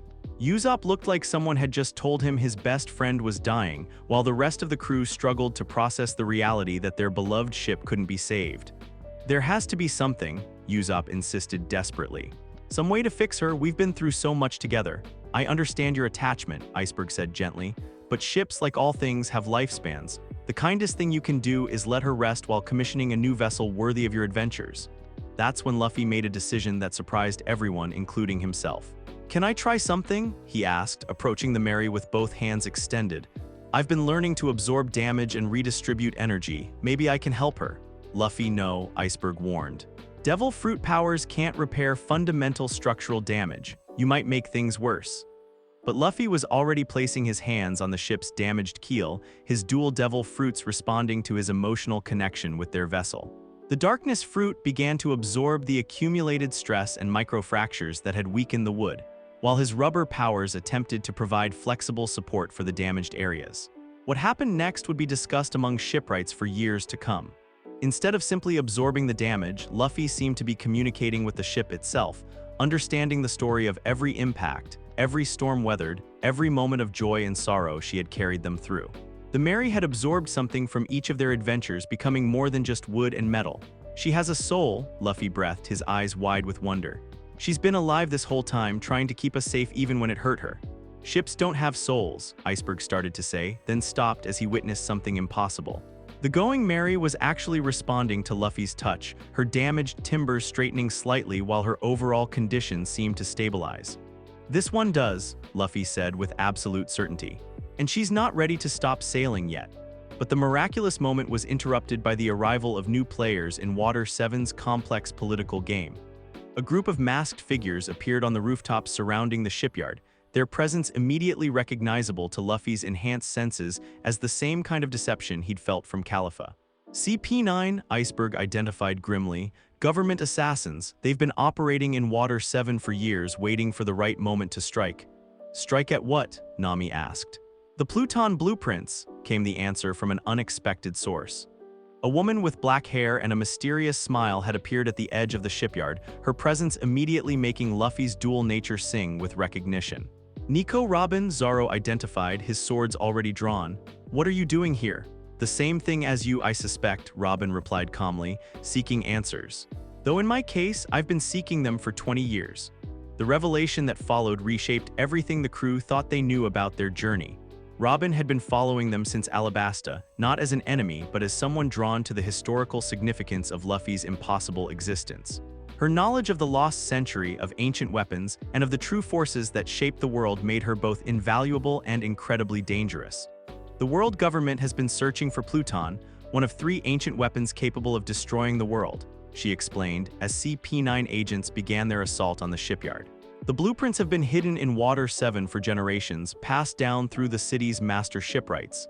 And now they've decided to take them by force, Iceberg added grimly, using my own employees as their agents. The battle that erupted across Water 7's canals was unlike anything the city had ever seen.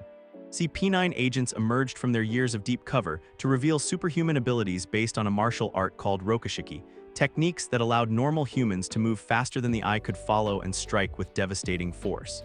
But they quickly discovered that fighting someone with dual devil fruit powers required completely different tactics than anything they'd trained for.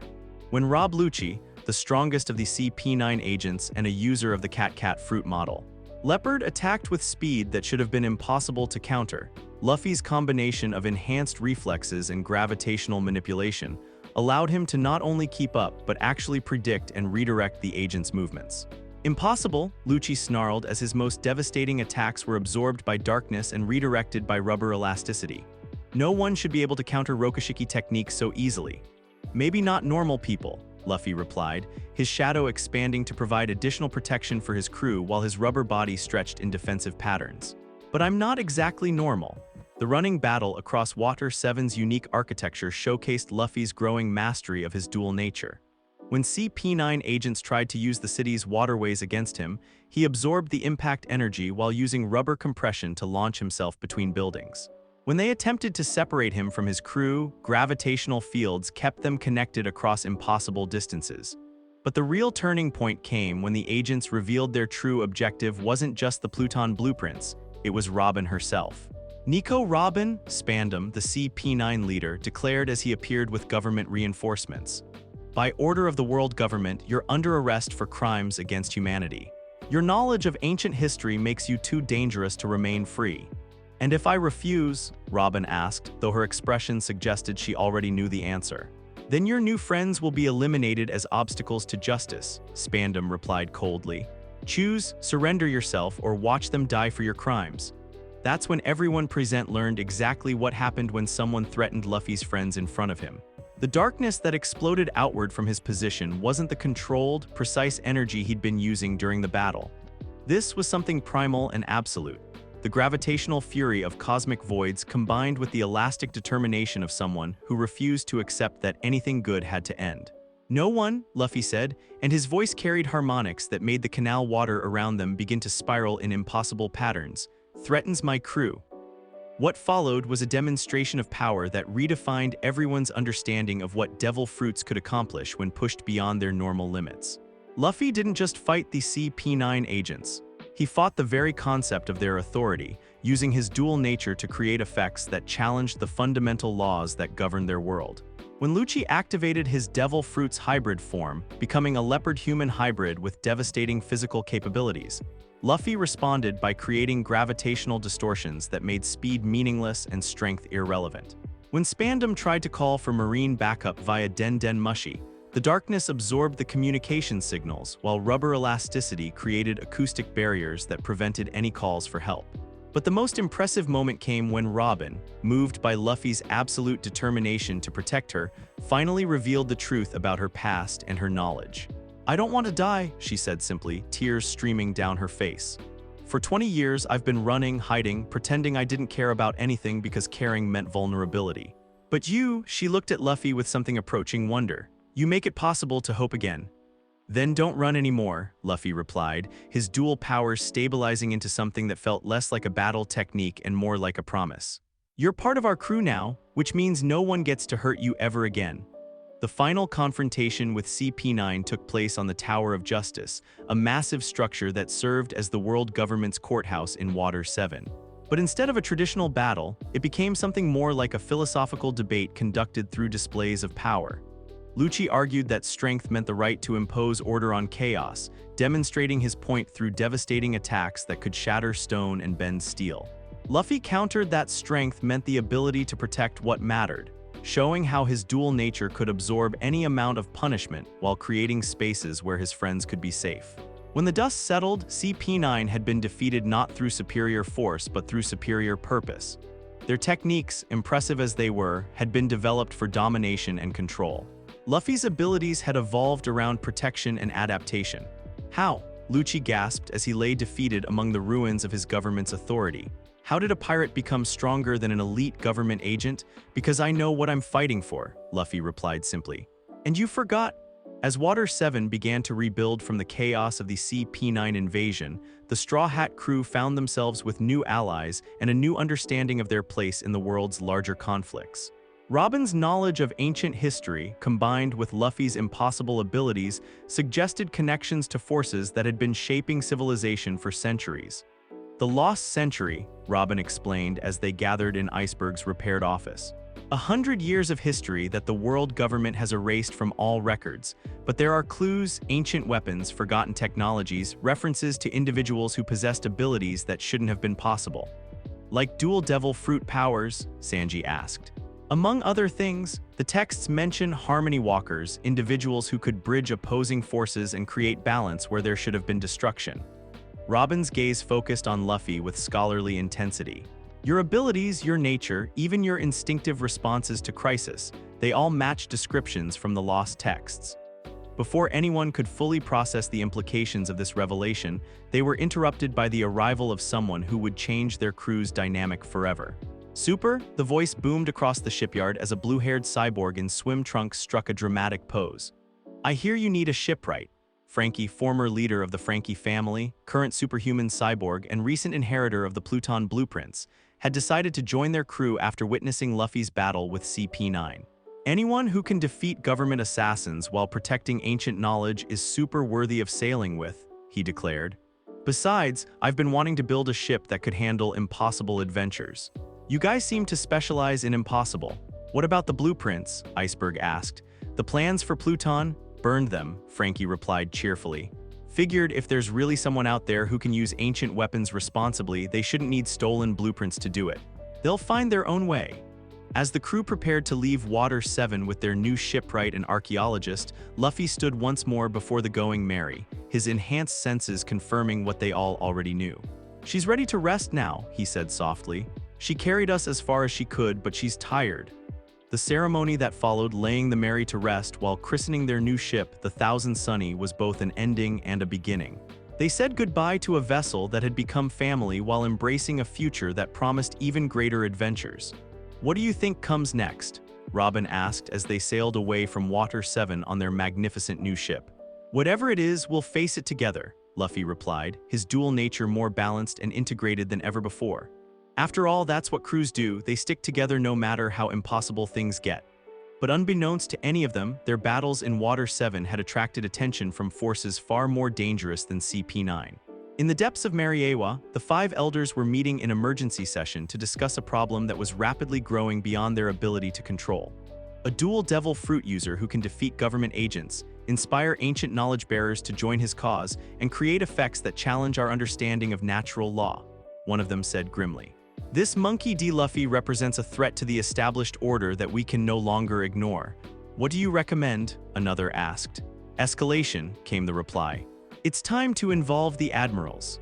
But for now, Luffy sailed on with his growing crew, his heart full of joy at their new ship and his powers more evolved than ever.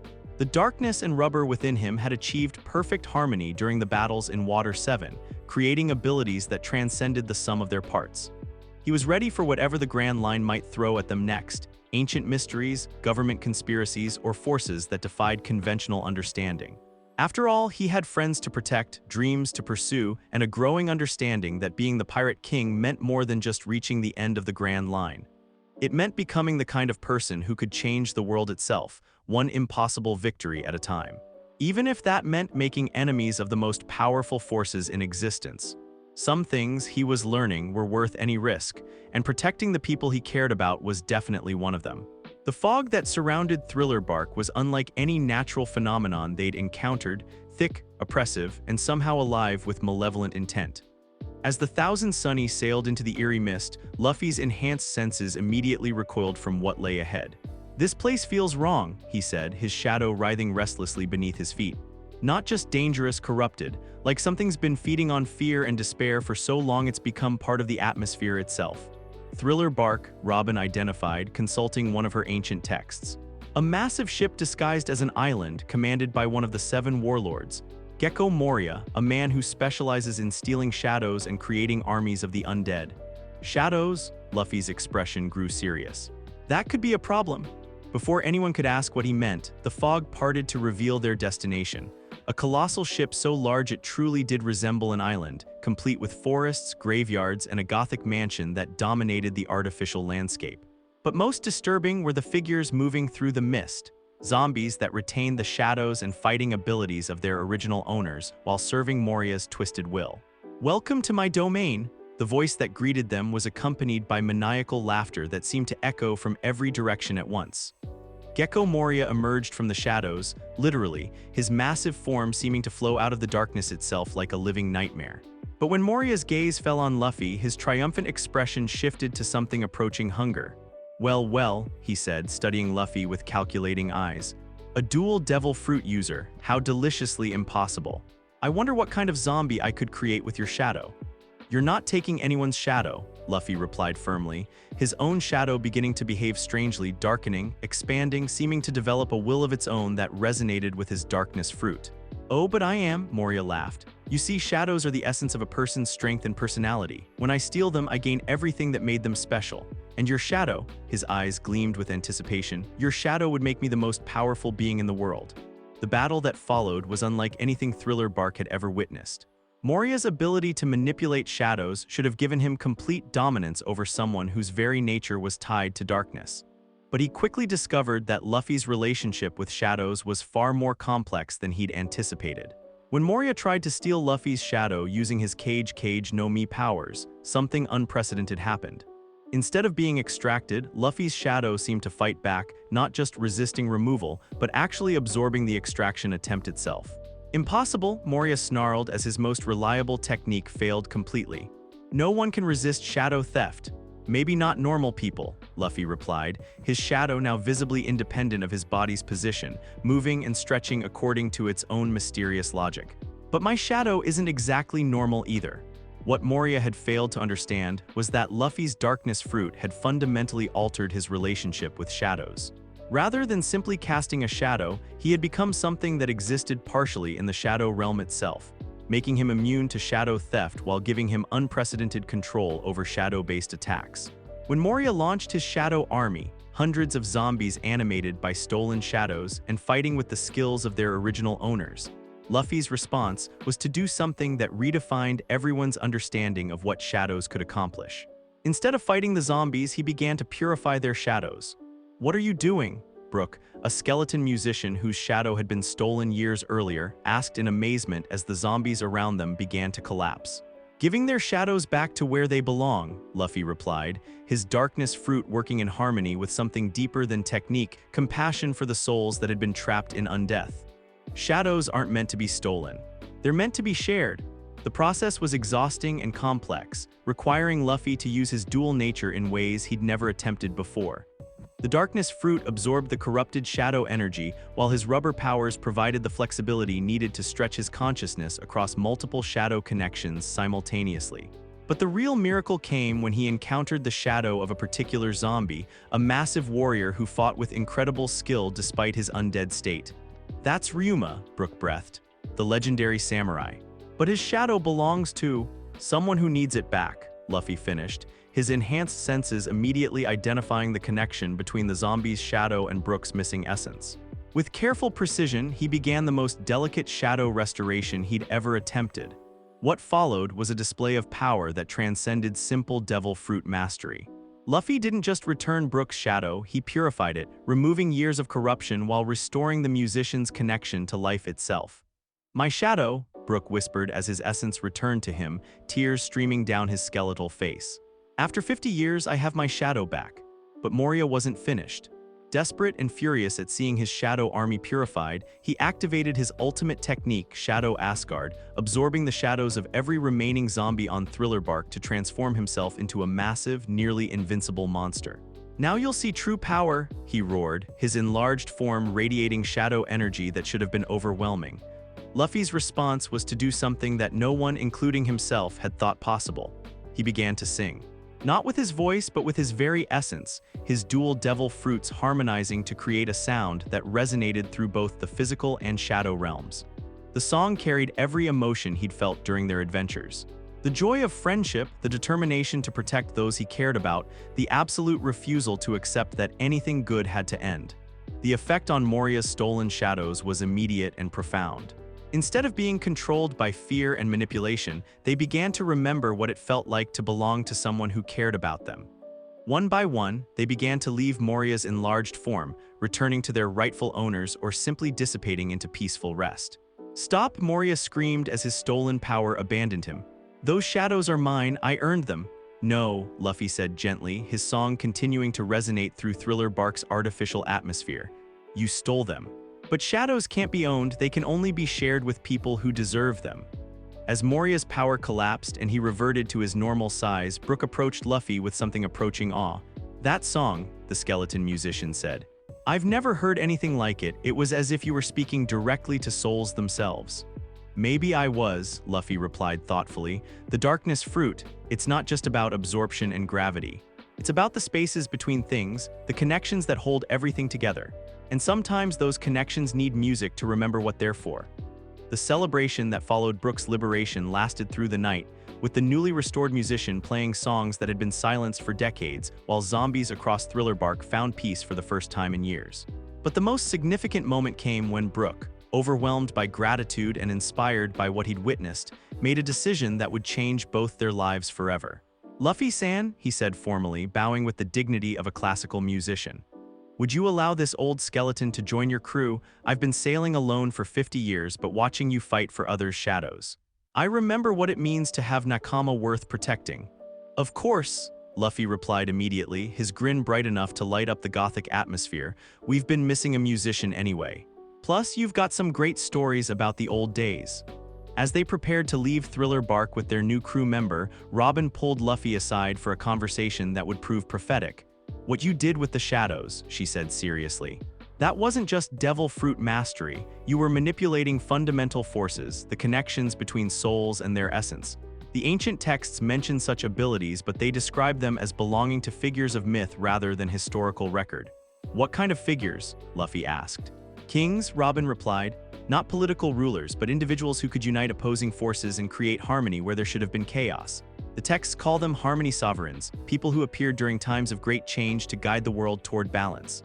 Before Luffy could fully process this revelation, their departure from Thriller Bark was interrupted by an arrival that changed everything. Bartholomew Kuma, another of the 7 warlords, appeared on Thriller Bark's deck with the teleportation abilities of his pawpaw fruit, his massive form radiating mechanical precision and barely contained power. "Monkey D." "Luffy," Kuma said in his distinctive monotone, "by order of the world government, you and your crew are to be eliminated." The battle that followed was brief but decisive, not because Kuma was easily defeated, but because something unexpected happened when he tried to use his ultimate technique. "Ursa Shock," Kuma announced, creating a massive ball of compressed air that should have destroyed everything in its path. But when Luffy raised his hands to defend his crew, both his devil fruits responded in perfect harmony. The darkness absorbed the compressed energy while his rubber body redistributed the force in patterns that actually strengthened Thriller Bark's damaged structure rather than destroying it. "Fascinating," Kuma observed, his mechanical eyes recording every detail. "You've achieved something that our scientists theorized but never thought possible: complete integration between opposing devil fruit natures." "What do you mean?" Luffy asked, though he was still maintaining the defensive posture that protected his crew. The Yami-Yami no Mi and Gomu-Gomu no Mi should be incompatible. One consumes while the other adapts, one controls while the other flows. Yet you've made them work together in ways that create entirely new properties. Kuma's expression, such as it was, grew thoughtful. The world government fears what this might mean for the established order. And what do you think it means? Robin interjected, her scholarly instincts recognizing a valuable source of information. Change, Kuma replied simply. The kind of fundamental change that reshapes civilizations. Which is why, he paused, seeming to make a decision that went against his programming, I'm going to report that you were too powerful for me to defeat. That pursuing you further would require resources the government cannot spare. Why? Luffy asked, genuinely curious. Because some changes are necessary, Kuma said, then activated his teleportation powers. And some people are too important to lose to political expedience. As Kuma disappeared, leaving the Straw Hat crew unharmed but deeply thoughtful, Brook began to play a soft melody that seemed to capture the complexity of their situation. What was that about? Sanji asked. The beginning of something bigger than we realized, Robin replied, making notes in her ancient script. If a government enforcer is willing to defy orders to protect us, it means we've become more than just pirates. We've become a symbol of something the current power structure can't control.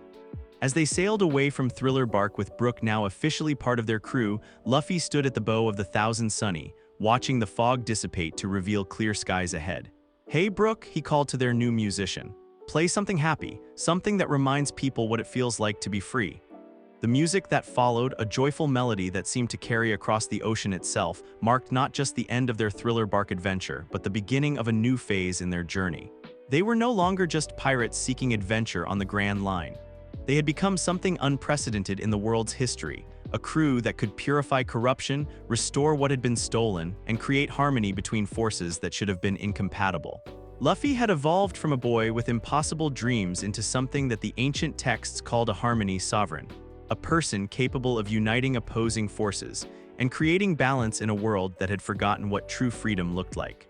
But with that evolution came new responsibilities and new dangers. The world government's interest in him was no longer casual, it was existential. They recognized him as a threat not just to their authority, but to the very foundations of the system they had built over 8 centuries. So what happens now? Nami asked as they sailed toward their next destination. Now we keep going, Luffy replied simply. We find One Piece, I become the Pirate King, and we change the world into something better than what we found. And if the world government tries to stop us, Luffy's expression grew serious, his shadow darkening with determination while his rubber body stretched toward the horizon with endless possibility. Then they'll learn that some things are more powerful than authority, he said, like friendship and dreams. And the absolute refusal to accept that the world has to stay broken just because powerful people want it that way. As the Thousand Sunny sailed on toward whatever adventures awaited them, none of the crew could have predicted that their next challenge would come not from external enemies, but from the very nature of Luffy's evolving powers. The harmony he had achieved between darkness and rubber was creating effects that even he didn't fully understand, effects that would soon attract the attention of forces that had been sleeping since the lost century began. But those were concerns for another day. For now, there was Brook's music, the open sea, and the certain knowledge that whatever came next, they would face it together, just as it should be. After all, they were the Straw Hat Pirates, a crew that had learned to turn shadows into songs, corruption into purity, and impossible dreams into inevitable reality. The world was about to discover just how dangerous such impossibilities could be in the hands of people who refused to accept that anything was truly insurmountable. And at the center of it all was Monkey D. Luffy, no longer just a boy with a straw hat and impossible dreams, but the dark rubber king who would reshape the world itself, one impossible victory at a time. The age of change had truly begun. End of story. What a journey! Luffy evolved from dual fruit kid to the dark rubber king, turning every challenge into harmony and reshaping the world itself. What was your favorite moment? Drop it in the comments. Subscribe for more epic fanfiction breakdowns and suggest what impossible combo you want next. Thanks for sailing with me. Peace out.